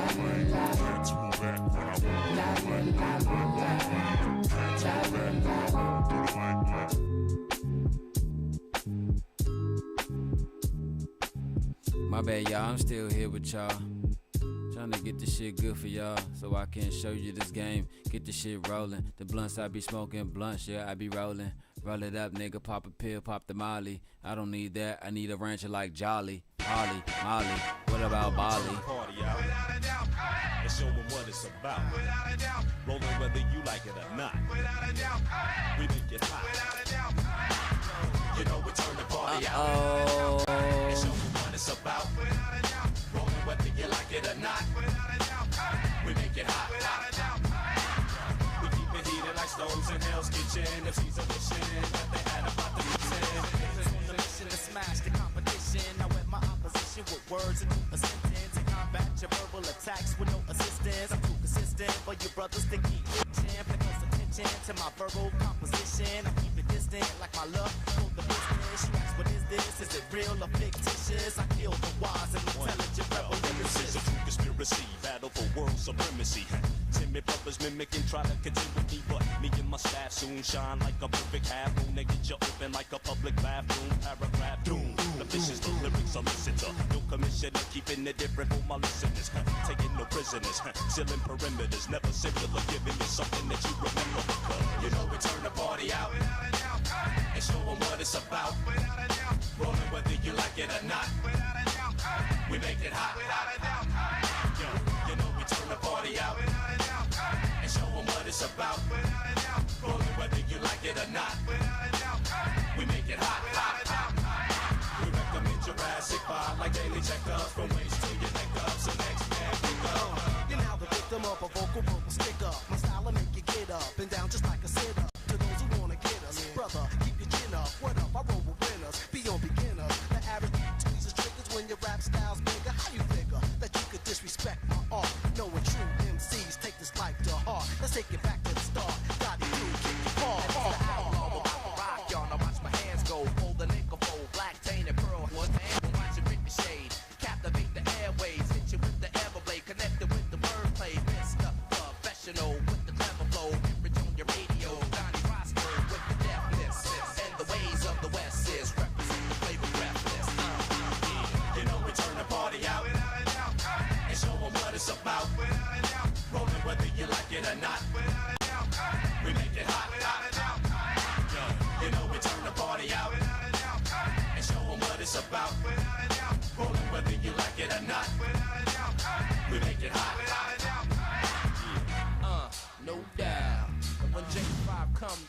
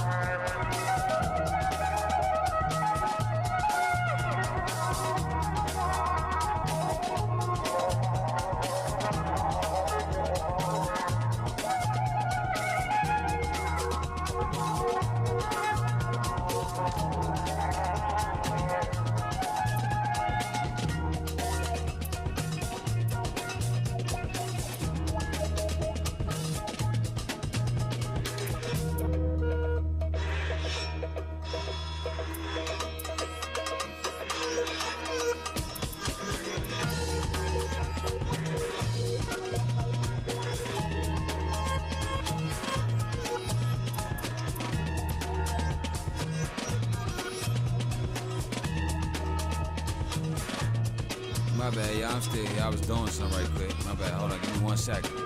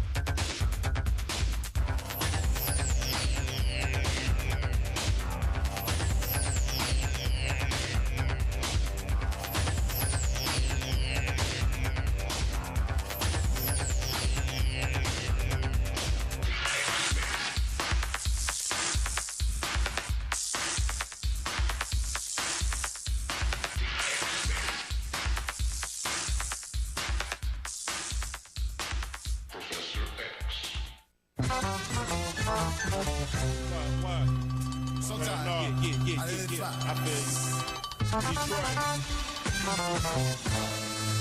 Sometimes I hear it slip. No, not me. time to talk, you better. This ain't the area you should walk. Make yourself extinct, hurry.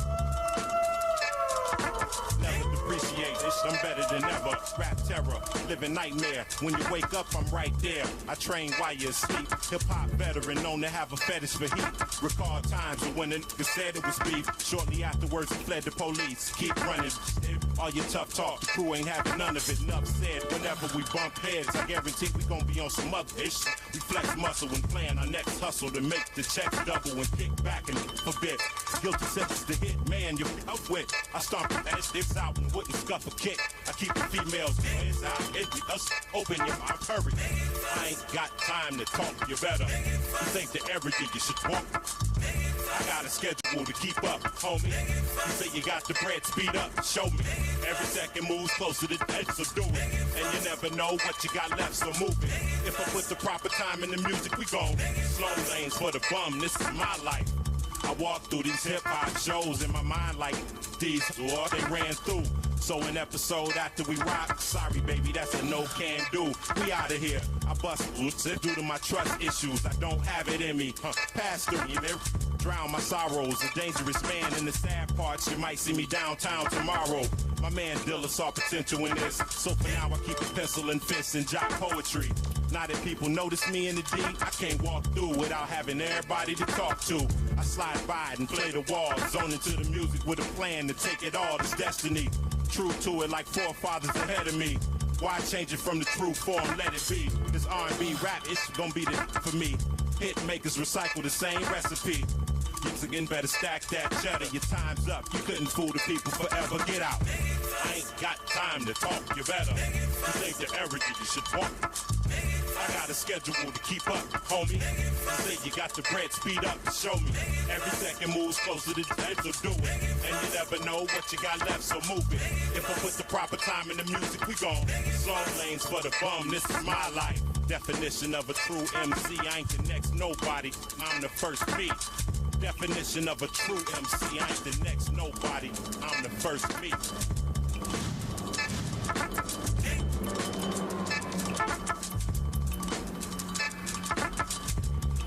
My bad for that, y'all. But yeah, we back, man. Year 2, season 2, college hoops. UCF just won their first game. You know what I'm saying? They was over in the locker room talking about how they gonna work over their differences or whatever, and how they gonna make their team better. But USC is coming in here as the number 12 team, right? And they're against the Montana Grizzlies at home, so let's get into that game right now, player. Competition is done. Ball till you fall. How about another run? Here goes another one. Simulate that game. That won't count as one of the games. I'm on that under route. On the court, I dominate like the South, boy. Don't make me call you out. Go. City lights, Montana, limelight, USC. whatever. I'm better than you. On my back, on my sweater, my hood. Challenge me to a battle. I'm wishing you would. Fade away, sky hook. You best to look. The game is took. Now I got a major look, but ain't for. USC, I'm going to say it like this. They're still looking good like they were on offense last year. But it's like, it seems like their defense dropped. They lost some key defensive players this year to the draft and to graduation. And that was a big toll because it's like they got to build their team chemistry and their team unity all over again. But I think USC going to come out here and get the win tonight. Because it really doesn't take much to win against a Big Sky team, so. Oh yeah, let me connect the internet too. Hold on.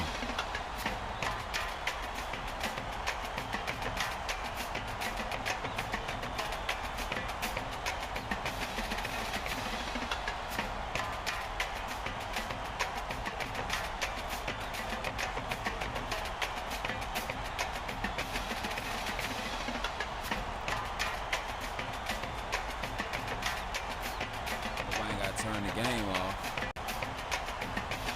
I'll just stick the Ethernet. Hold on, y'all.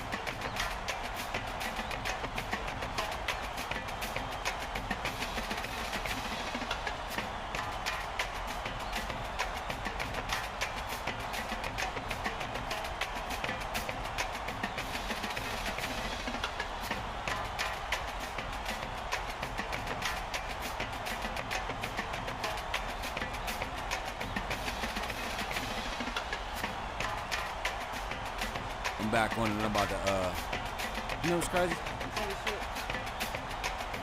It looked like they're plugging the internet up and maybe hit the killer. It looked like it. But I had to plug the internet up, y'all. My bad. Let me,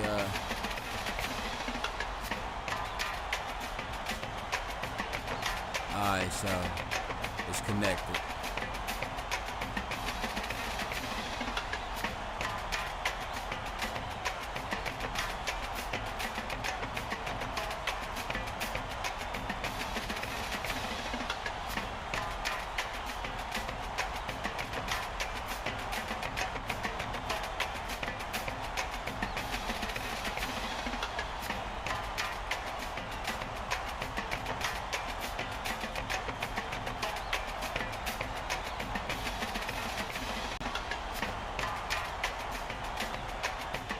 Alright, so we back right here, you know what I'm saying, with the game, you know what I'm saying, of tonight.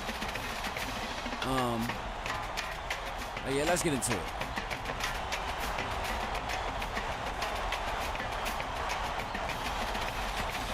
Game on, work. So got it. Let's go.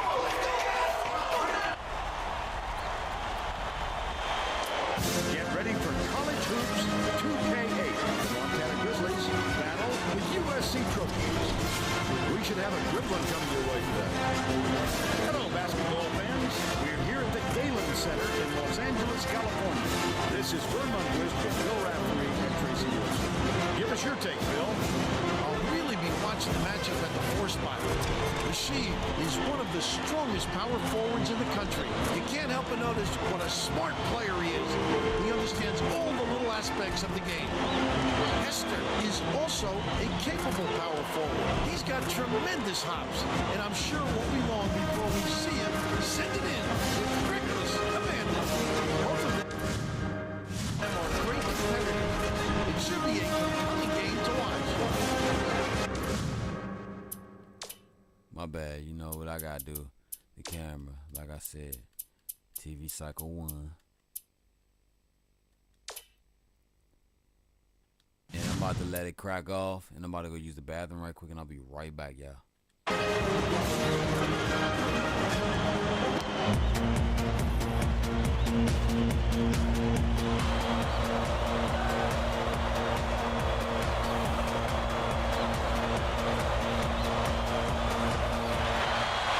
USC controls the opening tip, and the season is underway. Right off the bat, the defense is, skips it to the left block. Hester inbounds the ball. I'll be back. Webster dumps it down low. Cranford.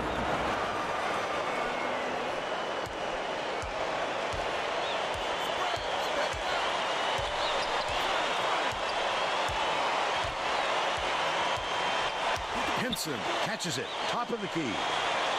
Johnson for 3. It drops. They're now out in front by 3.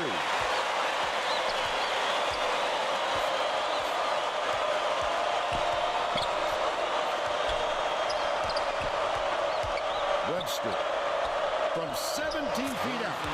Swish through by Bland. And they're now behind by 1. Stolen by Sykes. The intercept. What great reflexes. He pounced in and picked that one off easily. Gets it. Top of the key. No good. By Bland. With nobody around, he still couldn't convert. Sometimes you can be too wide open. Johnson from the wing. Henson snatches the rebound. Lays it up and in.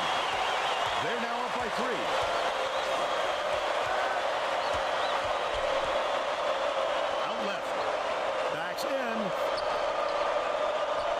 A little up and under moves to keep the defense on their heels.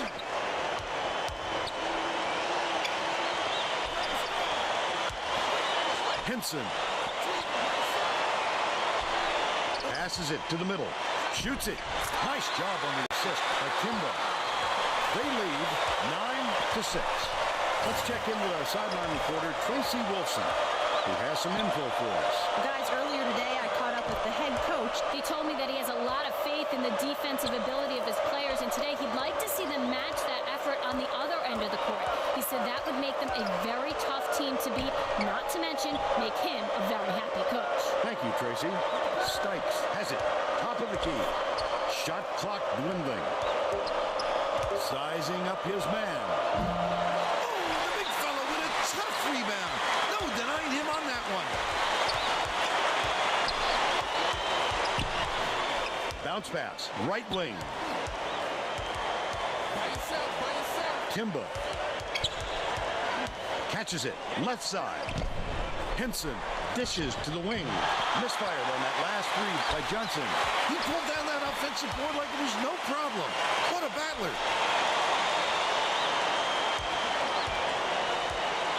Johnson throws it up. Misses the three-pointer. They still I'm have back. a I'm just getting my tools out and getting situated.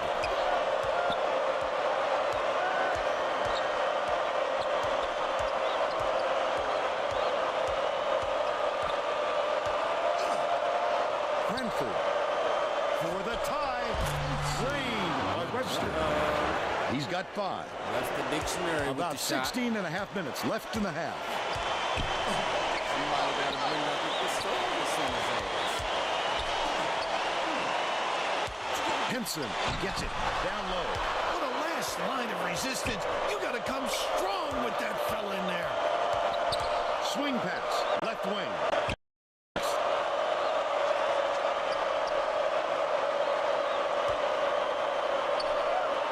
Bland passes it back to the top of the key. Left wing. Webster could give them the lead. Hits it. He's shooting 100% from downtown. Henson inbounds the ball. Fly brings it up the floor. There's no question what kind of defense they're in, Vern. Minimum.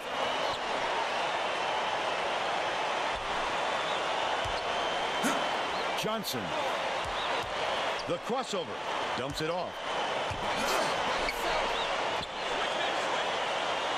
Johnson has it. Right wing. Henson banks it in. They cut it to 1.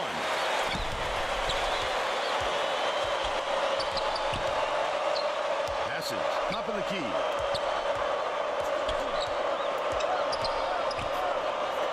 Cranford catches it. Left wing. Okay, so yo, what's up? I'm back, y'all. At the top of the key. I'm back here with the USC and Montana game, and got a hand on it. It's the first game. Big fella. You have to protect the lane. For both teams. They tried to sneak one through on him. The big guy has spoken. Skips it to the left. They're going to double team. If I'm not mistaken. From downtown. But, snatched inside by Nasheed. About 14 and a half minutes left in the half. That was a much quicker shot than they might have liked. I know for sure this is USC's first game. It's tough to fault him. Last year, USC, they made the US, I said US tournament. Him but down. the NCAA tournament. You've got to squeeze it. He didn't do a very good job of protecting the ball there.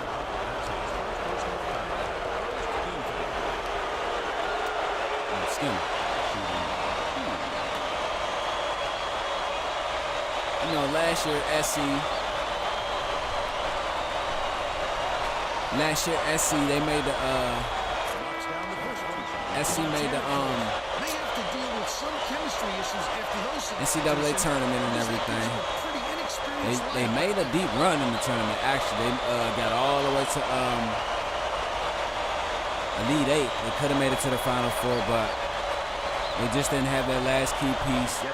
They were plagued by injuries too, also just like Central Florida. You know what I'm saying? And I'm going to touch on that topic too because I want to say something about that. After that loss, USC came out. Has it. Far side. When it was recruiting time. Kimba dishes to the left wing. Carey takes the shot. Simmons grabs the This is what I want to say about SC because I love SC. SC is one of my favorite basketball teams, but this is what I want to say. So hard to establish position. last year, after that loss, Fly catches it, right wing. I felt that SC went backwards, right? And this is when I'm gonna. But they're still behind by one. Don't stick me to my argument of what I said, like the top, like the headline of my argument. Like you have a newspaper, like, okay, like say like I have a newspaper, and the headline says, just over 13 minutes left in the Trump does it again. You know what I'm saying? And let's say that the headline isn't really about what Trump does, it's about just what happened. You know what I'm saying? You can find about what he does throughout that. But what I'm saying is, don't stick me on my headline. What I'm saying is, I felt that they went backwards after they lost in the NCAA tournament because one, they lost 3 key pieces on defense to graduation and the NBA draft. And I'm proud of those guys. They finished their careers and they finished up their education at the same time. I felt they went backward because the only thing they did was recruit a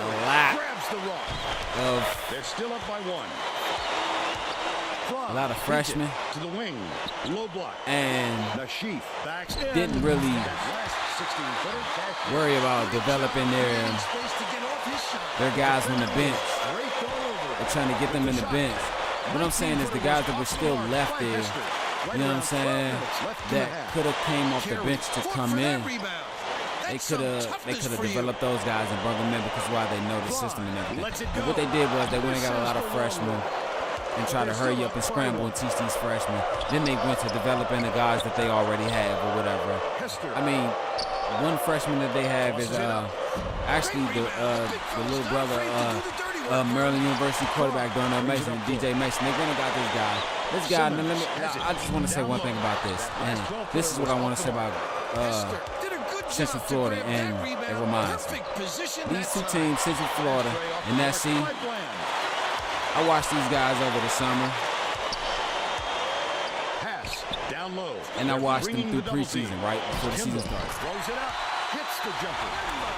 They got on this roll a while ago and just haven't looked back. The student section sounds pretty good. I watched them through scrimmages and everything too, right? And I noticed one thing.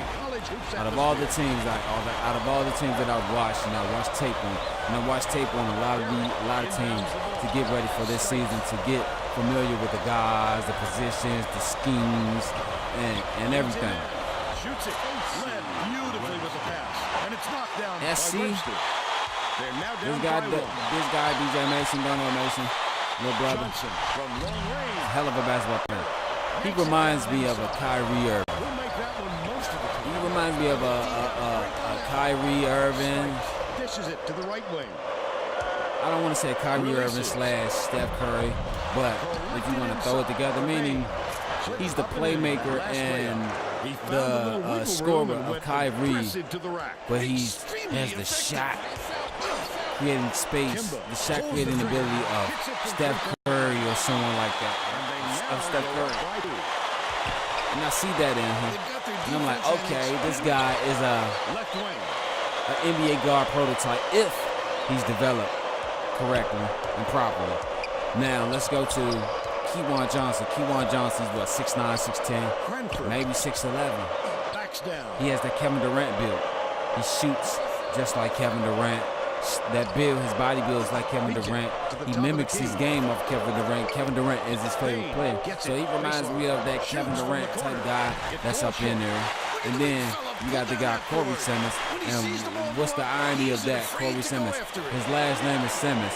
He has the build and the play like the game of Ben Simmons. These guys look like, you know what I'm saying, like an NBA team. And then you have Jason Harden coming back from the junior guard coming back from injury. This guy has a James Harden-like game, like can beat you off the dribble, create his own space, make his own shot. Like this guy is great. Like this guy is crazy. And then let's jump to Central Florida. 1 second. By Sykes. It's knotted up to the paint. Fired. The bucket down low by Bain. They take a 2-point lead. USC has not been able to shut down the inside game at all. As what was said in the game earlier, the head coach was talking to his assistants a second ago about that very problem. He said he wants to collapse their defense into the paint and prevent the entry pass. We'll see if it works. Thanks, Tracy. As was said, to the left wing. The triple was off the mark. Central Florida, right? Earlier was said that they're undersized. And then a reference was made to them. And a sports reference specifically pertaining to basketball, because this is a basketball game that we're talking about. Okay. Central Florida is undersized, right? 8 minutes left in the half. What was the last team? What was the last team that was undersized that won a NBA championship? It was the Golden State Warriors the last 4 years or whatever. But they made a euphemism of these guys that they were undersized. Now, that is true. But what I see from Golden State, right, is that they're undersized, but 27 to 25. They're offense, but they're undersized, but their offense is built to move. What did Golden State do every year? Every year they won a championship. They move. Not just themselves, not just without the ball, themselves without the ball, but they also move the defense around by moving the ball also. And these guys, Central Florida, I know they want to get it together because I saw a little tweaks in their defense and their offenses that could be better, but they're going to get it together. Now, what I'm saying is, of course, it's the first game, but hey, a lot of guys come out in the first game and dominate. So, especially against smaller schools like Murray State. So what I'm saying is UCF has that Golden State type feel of them. You know what I'm saying? They have shooters, playmakers, and passers. But they have to get their defense together. They have to get their if they can get their defense together, then they can get their offense working. And said, what do we work so hard for in practice if we're just going to roll over at game time? We'll see if they pick up the intensity. Thanks, Tracy.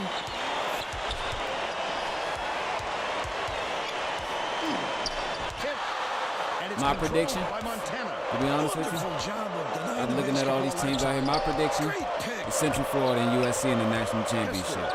We'll see NBA type. We will see an NBA type game in the national championship if both programs can stay healthy. Because you know, last year both programs were played by injury. So. Can't connect from the low block. And it's still knotted up 27 from the baseline. Corralled by Nashif, and that's his 5th rebound in this one. Way to go up and attack it. He just attacks relentlessly, fighting, scraping, clawing away for all those rebounds. Johnson. The courage on this fella is something else. He's such a competitor. Cranford inbounds the ball. McCollum feeds it to the wing. Swings it to the wing. Oh man, it's been a great day of sports. Like it really has. Like for one, Maryland won a Big Ten championship today. Kudos and shout out to Maryland. Darnell Mason Jr. Well, the player of the game was Royale Walker. You know what I'm saying? Junior wide receiver, 9 catches with 143 yards and 3 touchdowns. Shout out to him. But if you want to be honest, so strong. Darnell Mason Jr. is what he saved that game because why? Royale Walker had a few drops, a few missed routes, missteps. DJ Moore, Malcolm Calmer, Devontae Lane, like Big JC, Justin Carter, he was catching. His little brother Christian Carter, he was running the ball effectively. Adrian Hawley, he ran the ball effectively. The defense, they stepped up when they needed to step up. You know what I'm saying? So I believe that Darnell Mason is what kept his team afloat. He found a way because he used his legs, he used his eyes, and he used his arm. But he also did those 2 interceptions that he threw. They're gonna discredit his game. Oh, good shot. They're gonna discredit his game and that win from him because they're gonna say, oh, well, he shouldn't have threw it. Look, if you go back to that game early, and I watched that game closely, those 2 interceptions wasn't his fault. Like, guys misstepped their routes and everything. No calls were called and everything. I understand it's a championship game, but you gotta give these guys a fair shot.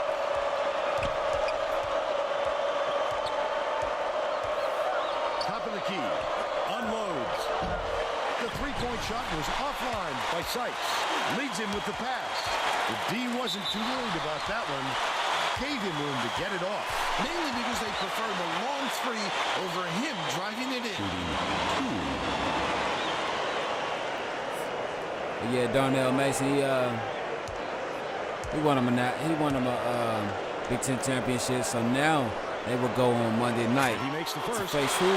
None other than Joe Burrow and the LSU Tigers for the national championship. Now this should be a great game. Why? Because both quarterbacks are, forgive me if I'm speaking out of turn or if I'm just hyping his draft stock or his NFL prospect up, but these 2 guys are future NFL quarterbacks. And they're both in their sophomore or junior years, if I'm not mistaken. And they're playing for a national championship on the biggest and the grandest stage of them all, Monday night. They both have explosive offenses. They both have big problems from beyond the arc. They both have great defenses. Tracy? The Grizzlies coach wants to see his players move more effectively without the ball so they can get better looks at the basket. He told his guys, get to the open spot on the floor. I know you can hit that shot. Vern? All right, Tracy. What's up, Murphy Lee? What's up? You already know. You know what I'm saying? But yeah, though, so Monday night national championship, it'll be Joe Burrow and Darnell Mason up against each other, LSU and Maryland. But like I was saying, it's going to be a great game because both of these guys are future NFL quarterbacks. First rounders, if top picks, if you want to go with that. A lot of people wouldn't say that about Darnell Mason, but I would say so. But first round quarterbacks, young kids, both in the prime of their college career.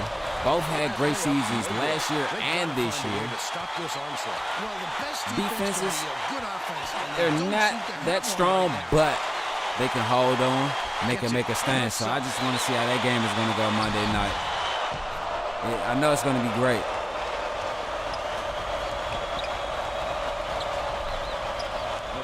Bounces it to the left. He's doubled up.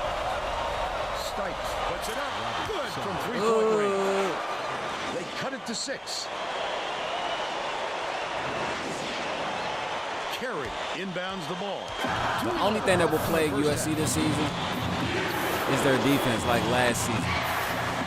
If they don't play that hard-nosed, stifling defense like I know that they can, then it's over for USC. Like, that's the reason they lost last year in the Elite 8. It's because of their defense.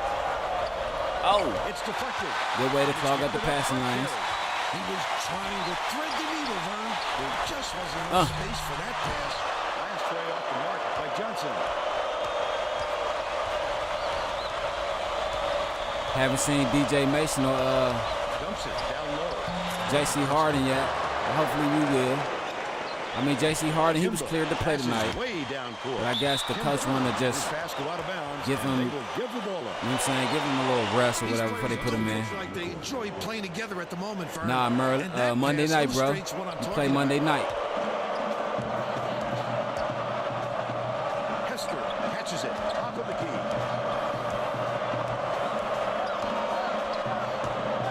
Pass it out left. You know, I was going to do it tomorrow night, but it's NFL, dog. Left in the first half. Harden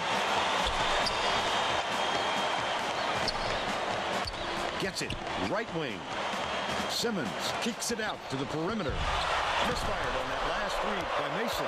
They can go 2 for 1 here, Vern, if they hurry it up. Okay, so now Mason, and Harden is in the game. Passes it to the inside. The steal by Simmons. The Trojans. I believe that these guys should go into the Not a good entry pass, Fern. You just can't to the force it starting in there. lineup. Why? Because these guys aren't bench players. Like, even though they have them coming out the bench. Oh, Simmons with the slam. And they're out in front by 6.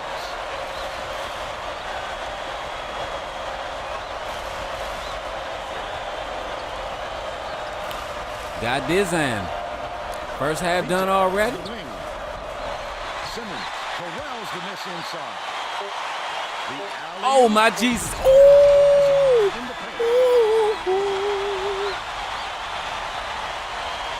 Better not bring your kids. I'm telling you.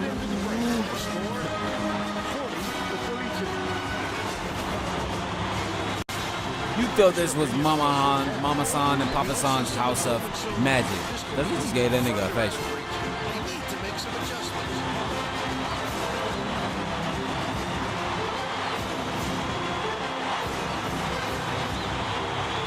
Now we'll bring you our player of the half. Who's your pick, Bill? Timber has been just deadly. The hoop must look 5 feet wide to him right now because it doesn't seem like he's missing anything inside or out. He's been an offensive force. Absolutely on fire. You know, one thing about Timber though, he did help lead the team to the Elite 8 last year, but it's just like they couldn't hold to him. They didn't have that last little minute of defense that they needed, man. But hopefully they can make a repeat run. Like I said, my prediction is USC and Central Florida in the national championship this year. Why? Because SC and Central Florida, they're running an NBA style of offense this year. And the players they have, they went out and got some NBA type players and produced NBA type caliber players. A lot of these guys went to the same basketball camp this year, by a lot of players and whatever, met each other, whatever, played against each other. So I believe that. Coach is not sugarcoating the issue. He told his assistants our fundamentals are abysmal, and then added, the only players I want on the floor right now are the ones that can take care of the ball. All right, Tracy. So I believe that if they do meet in the national championship this year, Central Florida and SC, it'll be evenly matched game. Great game down to the wire. Great defense, great offense, great. Oh, Kewan Johnson with the slam. 9 points. He's shooting 27% for the game. This crowd is going insane. I love the energy of this building. Listen to them.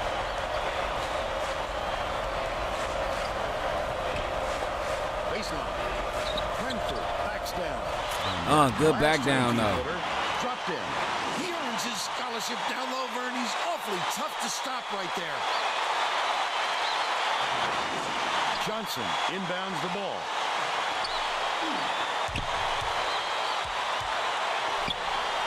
Bold pass. Pulls the trigger. They rule this one goaltending. Count the shot. Hester will leave the floor, and he's really been struggling so far. Like crazy.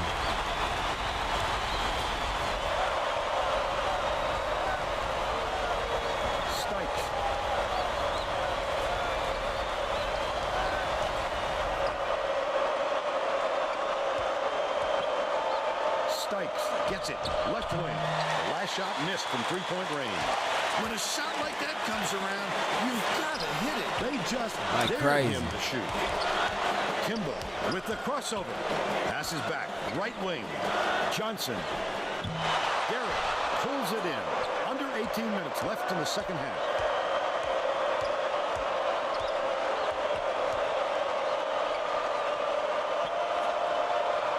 Top of the key.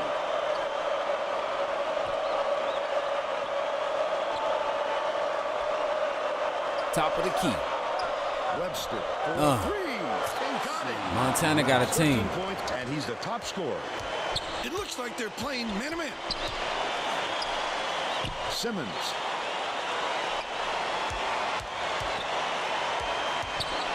Passes to the wing. Simmons has it. Down low. What a pass. Oh, good hustle from Simmons.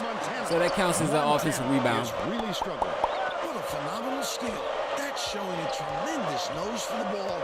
And quick Today's a hands great to day. Passes. Baseline. Stikes. Tosses it up. Misses the long run. Sykes. My thing is, cold stretch right now, Vern, and there's a danger that it's going to start to rub off on the rest of the team. I see the identity of USC. But, oh, my Jesus. Oh, my damn. 11 points, and he's his team's leading scorer. Good shot, baby. 16 and a half minutes left in the second half.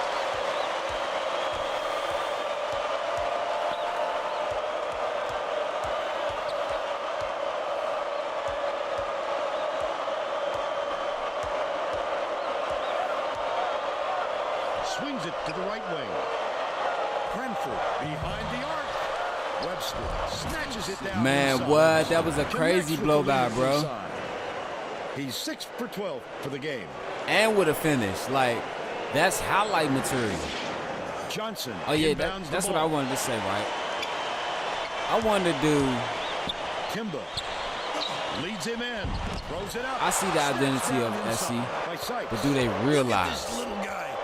Just because I recognize doesn't mean I can realize it. You know what I'm saying? Even though it may almost seem the same, but what I'm saying is recognize as you see it. But realize is, do you truly believe it? Do you truly mean it? You know what I'm saying? Webster. Cranford calls in the board. Takes it up. It's good. Nice offensive rebound. But they're still down by 5.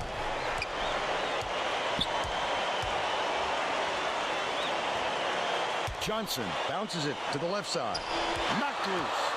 And it's picked up. I think after this game tonight, USC is going to get in the gym, work on their defense, because if they don't work on that defense, then their offense ain't going to be too much for the national championship tonight.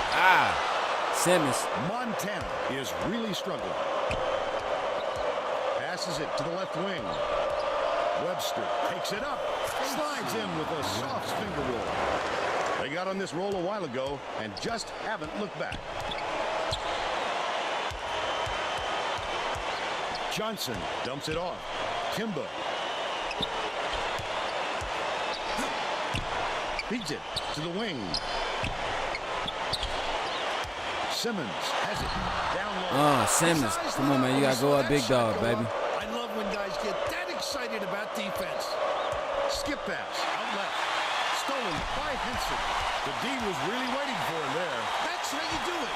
Keep Nothing much to say about me. Cause I got so much flavor. Tell your neighbors, please. 14 minutes left in the T1 Johnson with the shot. Bang, bang. Webster. Shoot him up.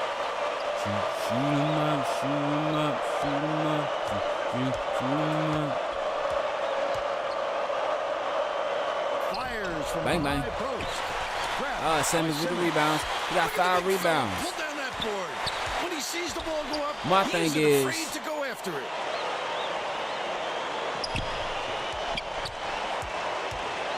Dumps it. I think that's what it is. I need to set the team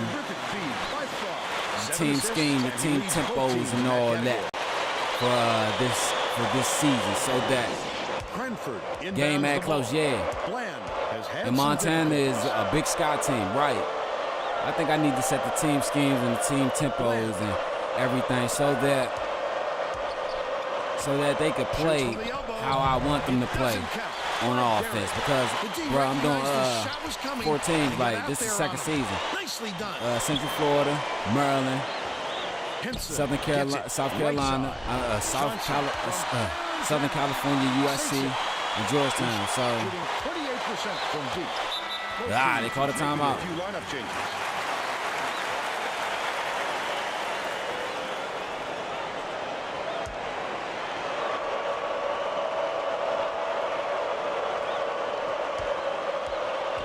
Feeds. Left wing. McCollum. Gets it on the elbow. They playing a 2-3 zone. SC. Puts it up. The 3 ball was good by Webster. And they now trail They'll have to by play 7. that man. They can't rely on 2-3. They better rely on a man-to-man or a 1-3-1. Over 12 minutes left in the second half. Hester went after that rebound hard. Great work. I would go with the 1-3-1. Why? Because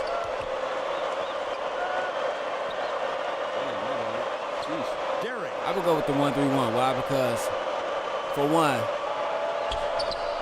ain't shit coming down the middle. Excuse me. But when you go with the 1-3-1, it also puts your best defender on the wing. Either up top or around the wing. You know what I'm saying? So they're going to pass it out. Because I only, good shot, Kewan Johnson. I only see one guy really shooting the ball. So if you put the 1-3-1 and put in this fool right here, and you put your best defender on that man, and then force everyone else to take a shot or to at least try to get into the middle, but they're not going to be able to get into the middle. Why? Because that 1-3-1 already has that shit locked down. Hester catches it on the free throw line. Good shot. See? 2 points. But if you force him to take the shot, he's not gonna be consistent. Why? Because for one, his jumper is slow. For two, his release is slow. And for three, it's just his feet is just too low to the ground when he rises up for the shot.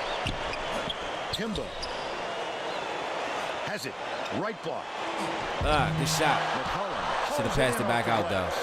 This guy can usually finish in traffic, but the D was too good, even for him on that one.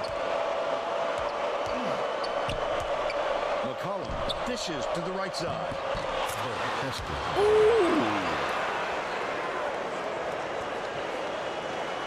They pressuring that ball.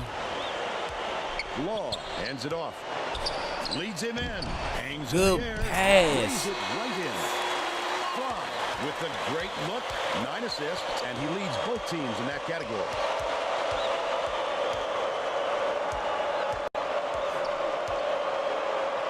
Right block. Feeds it to the top of the key. They wasted no time right there. See that 1-3-1 to shut that pass down coming through the middle, because you want to know why? As soon as you try to go inside with the pass, you got what? Nashif. About 2-3 guys on that from both sides. To the baseline. So their best bet is to just sit on the wing and just pass the ball around the wing. They won't be able to really move the ball or run a play. That last three-pointer was missed by Sykes.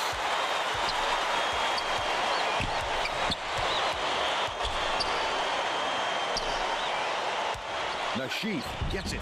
Middle. Good shot. Assist by Timber. About 9.5 minutes left in the second half. Both teams are going to shake things up a little bit with some subs.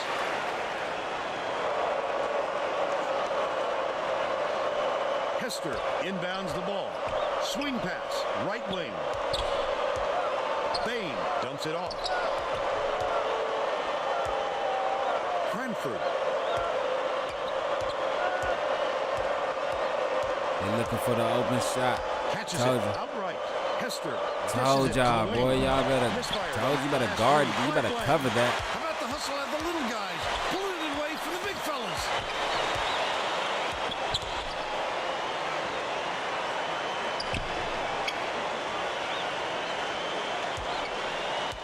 Law passes it to the high post. Law.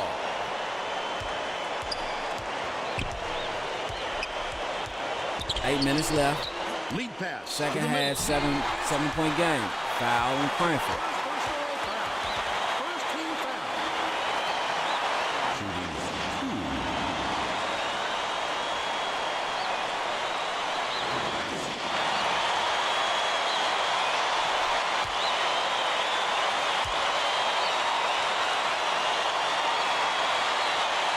2. Now I wonder, and the question is, because I just gave off my prediction of the national championship. My question is, for USC, about 8.5 minutes left in the second half. if they don't win the national championship this year, will they win their clothes? Because why? Most of the guys in their starting lineup are seniors. So now all you'll have is probably maybe a few juniors at that, and all sophomores that haven't played not one game. I love the defense there. They were all over that shot. Goes up. I guess they're answering my question right now. But hey, I love that answer. I need y'all to answer back like that. But like I said, if Central Florida gets that defense together like I know they can, and like I see, then it's nothing like USC is like, it's gonna be a game. Hands it off. Catches it. Right side. Nashif feeds it to the top of the Cash money. Last shot by Timbo. About 7.5 minutes left in the second half.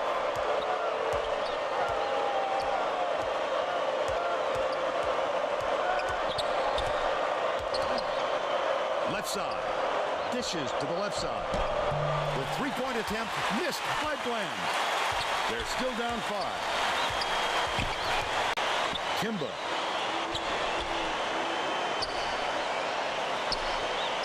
Fry shoots the 3. Cash money. He's 1 for 3 from three-point range. Bain inbounds the ball. Montana has been on the wrong side of this long run, and Tracy's got a report for us. The Grizzlies coach was extremely agitated and just told his guys, if we can't put a stop to this run, heads are gonna roll. Guys, he's looking for more aggressive play out of his defense. Thanks, Tracy. Carey gets it. Right wing. Feeds. Right corner. Kimba, too strong. They've still got a 12-point lead. Hold up. Hester. Here comes the double team. Takes a 3. The shot was knocked down by Bland. Both teams making a few lineup changes.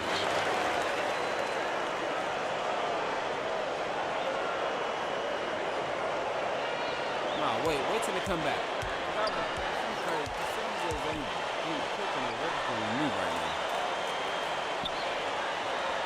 Carey passes it to the right wing. That last free ball was raised by Harden. The D was there, but with a shooter like him, any amount of room is too much.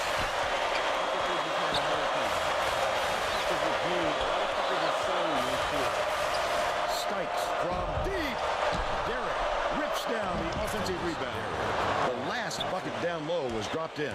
He gets up close and personal and closes the deal. Leaves no room for error and no room for anybody to do anything about it. He's double teamed. Stikes is really struggling out there. Dishes it to the left. Hester goes to the crossover.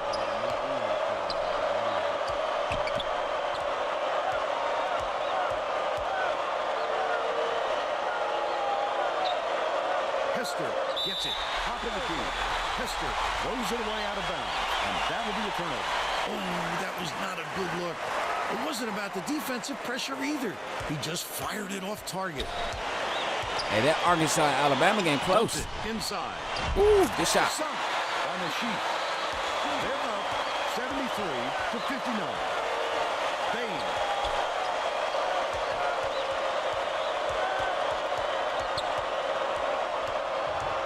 Takes it up. Snatched off the defensive glass by the sheet. That's another rebound for a team that's doing a great job on the boards. They've got a big edge there today. Last play off the mark by Johnson. Oh! This crowd, just listen. He tried to embarrass him. He needs to make sure he gets a piece of the ball. I'm going to say it like Charles Barkley say. He tried to embarrass him. Embarrass him. That's just terrible.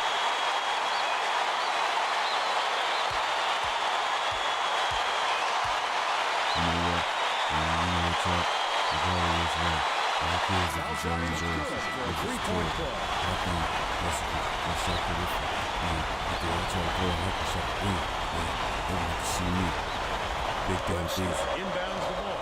The Grizzlies need to find some answers here. This game is all but over. Well, actually, this game is everything and over. Henson yanks it down inside. That was a much quicker shot than they might have liked. It was a pretty open look, but it's tough to fault it. Lets it go. The ball was tipped in by Who the fuck is that gives him a double-double. 11 points and 11 rebounds.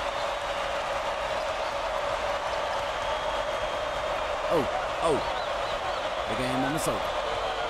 Dumps it to the paint. Oh, good block. Get it out of there, big fella. Get out of there, big fella. And that time, they tried to sneak one through on him. The big guy has spoken. That last shot, good by Masheet. The student section is into this game now. So SC broke it open. They start the season at 1-0. As far this game is far from reachable. The break is on. Oh, good. Oh, bang. Goes to the crossover. The Grizzlies will try to end this run. Good decision, Vern. You can't just go ahead and force it inside like that. Hey, put that nigga in a blender, dog. Hey, man, he put that nigga in a blender, man. Fuck all that, bro. You saw that shit? He put that nigga in a blender, made a smoothie out him, and then try to cap it all with some ice on the top.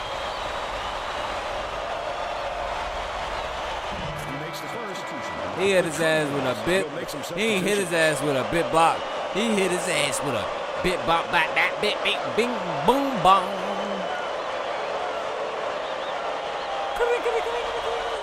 With the ice on top.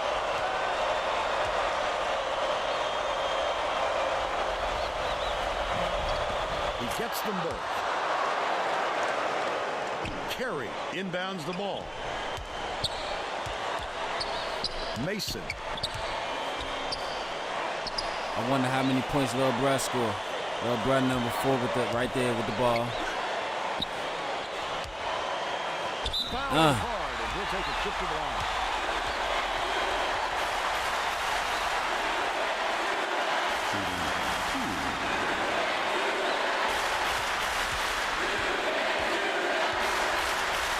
You can't do that.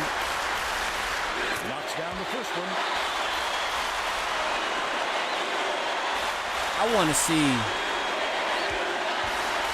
Matter of fact, that's what I'm gonna do. I'm gonna fix all the tendencies of shooting. You know what I'm saying? Because like the second to fall as well. The Grizzlies have got a I would like to see these motherfuckers shoot more, like they do in a real basketball game. You know what I'm saying? Pass outright. Hester. Some teams shoot like 20, 23 3-pointers a game. No good from downtown. Some teams don't, depending on your team. Probably depends on their team tendency too. Last shot missed by Carey. Have been in a transition period the past few years, and it looks like they're starting to turn the corner. Well, games like this certainly help. The best way to turn things around at a program is winning, and that's what they've been doing lately. Backs down. Can by Bland. He's shooting 28% for the game. Anticipates the pass. Such great instincts. He knew exactly where the ball was going.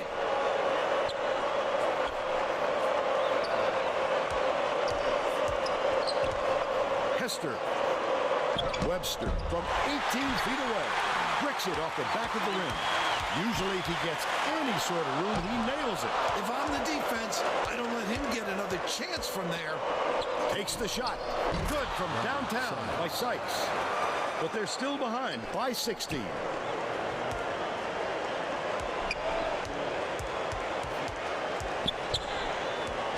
Catches it out left.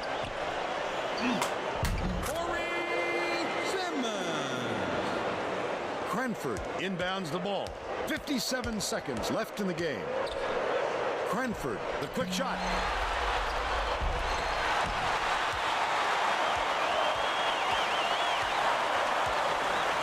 Dishes to the left side.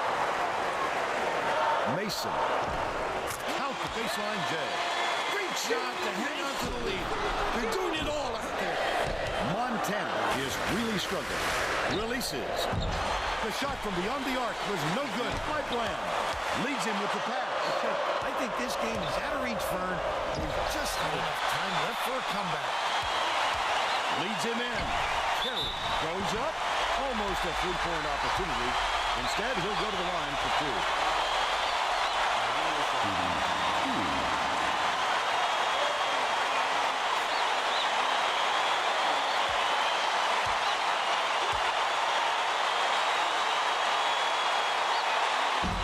Can't sink the first.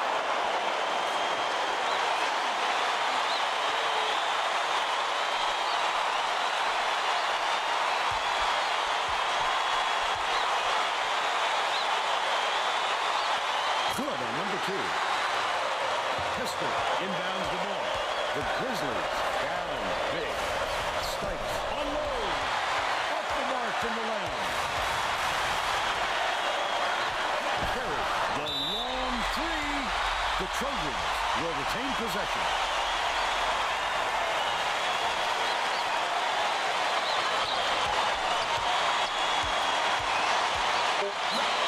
Harden has it. Right wing. Last shot was buried for three.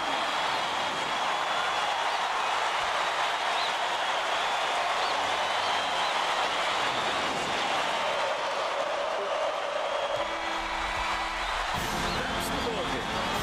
The Grizzlies 90-66. And now it's time to show you our player of the game.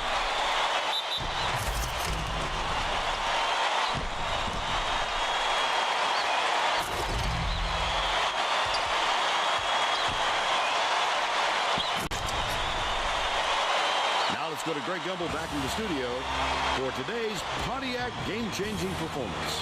Hi, and welcome everyone to the 2K Sports Studios. I'm Greg Gumbel, and we're going to bring you our Pontiac game-changing performance. There is nothing more exciting in basketball than a slam dunk that rocks the house. The USC Trojans slam the door on their opponents with big-time dunks like the one you're seeing here. This is a dunk his teammates will be buzzing about for a while. Look at the fury with which he throws it through the hoop. Okay, thanks, Greg. This is Vern Lundquist for Tracy Wilson and Bill Raftery. Glad you were here with us for College Hoops 2K8.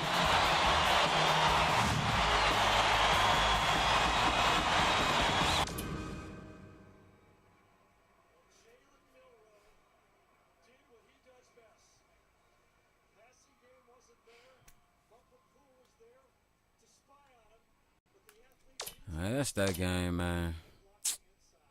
Was gonna strain some more, but dog, I gotta leave, man. Take some people home, dog, man.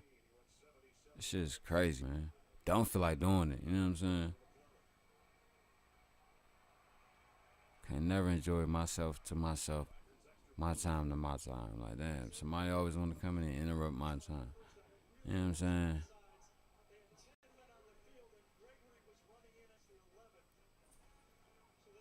Like, I understand I could use the money, but I'm just like, man, fuck that money right now.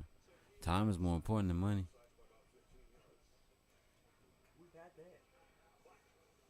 And more coming. You know what I'm saying? Man, fuck it, man. Don't really got much to say about this game, man, because I'm like blown. I really want to just sit in here and play my game and just vent. Stream and scream. I can't do it. But they gave the player of the game, Nashif.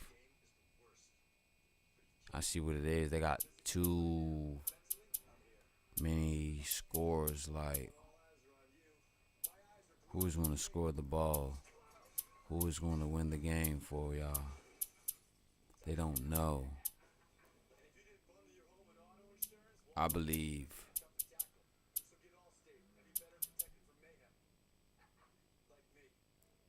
he should play two guard. Keep him at center. And everything will be good.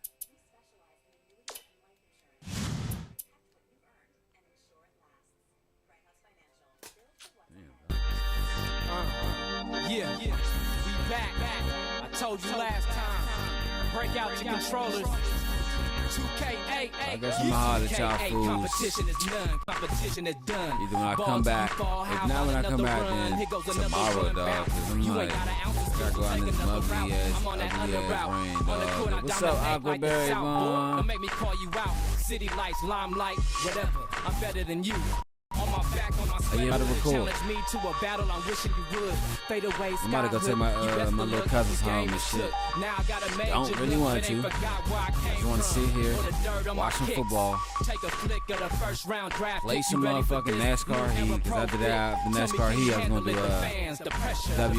WWE 2K. You know what I'm saying? Pay-per-view event. Needs to be done because it's overdue. It's the game we love, and the reason why I ball like that after that, they had enough. I might jump on this motherfucker and make it back, but I appreciate y'all stopping by, man. Hit that like button before you leave or whatever. I'm gonna see you fools when I can, but don't forget to check out Monday night National Championship game. Maryland versus LSU. LSU versus Maryland, however you want to put it. Joe Burrow versus Darnell Mason. Quarterback at the quarterback position. We gotta see that. We gonna enjoy that. So I'm gonna holler at y'all fools, like I said, not later than tomorrow. Man, peace and love. Can't forget that, dog. Prime time, react, focus. L7's move over, here's the new slogan. I can't lie, I'm franchise. In other words, your career is flatline. It's that 2K8 designed for ballers. Anybody, if you want to be the shot caller, come on, and never settle for less. Get a jersey that's worthy and show them who the best. You better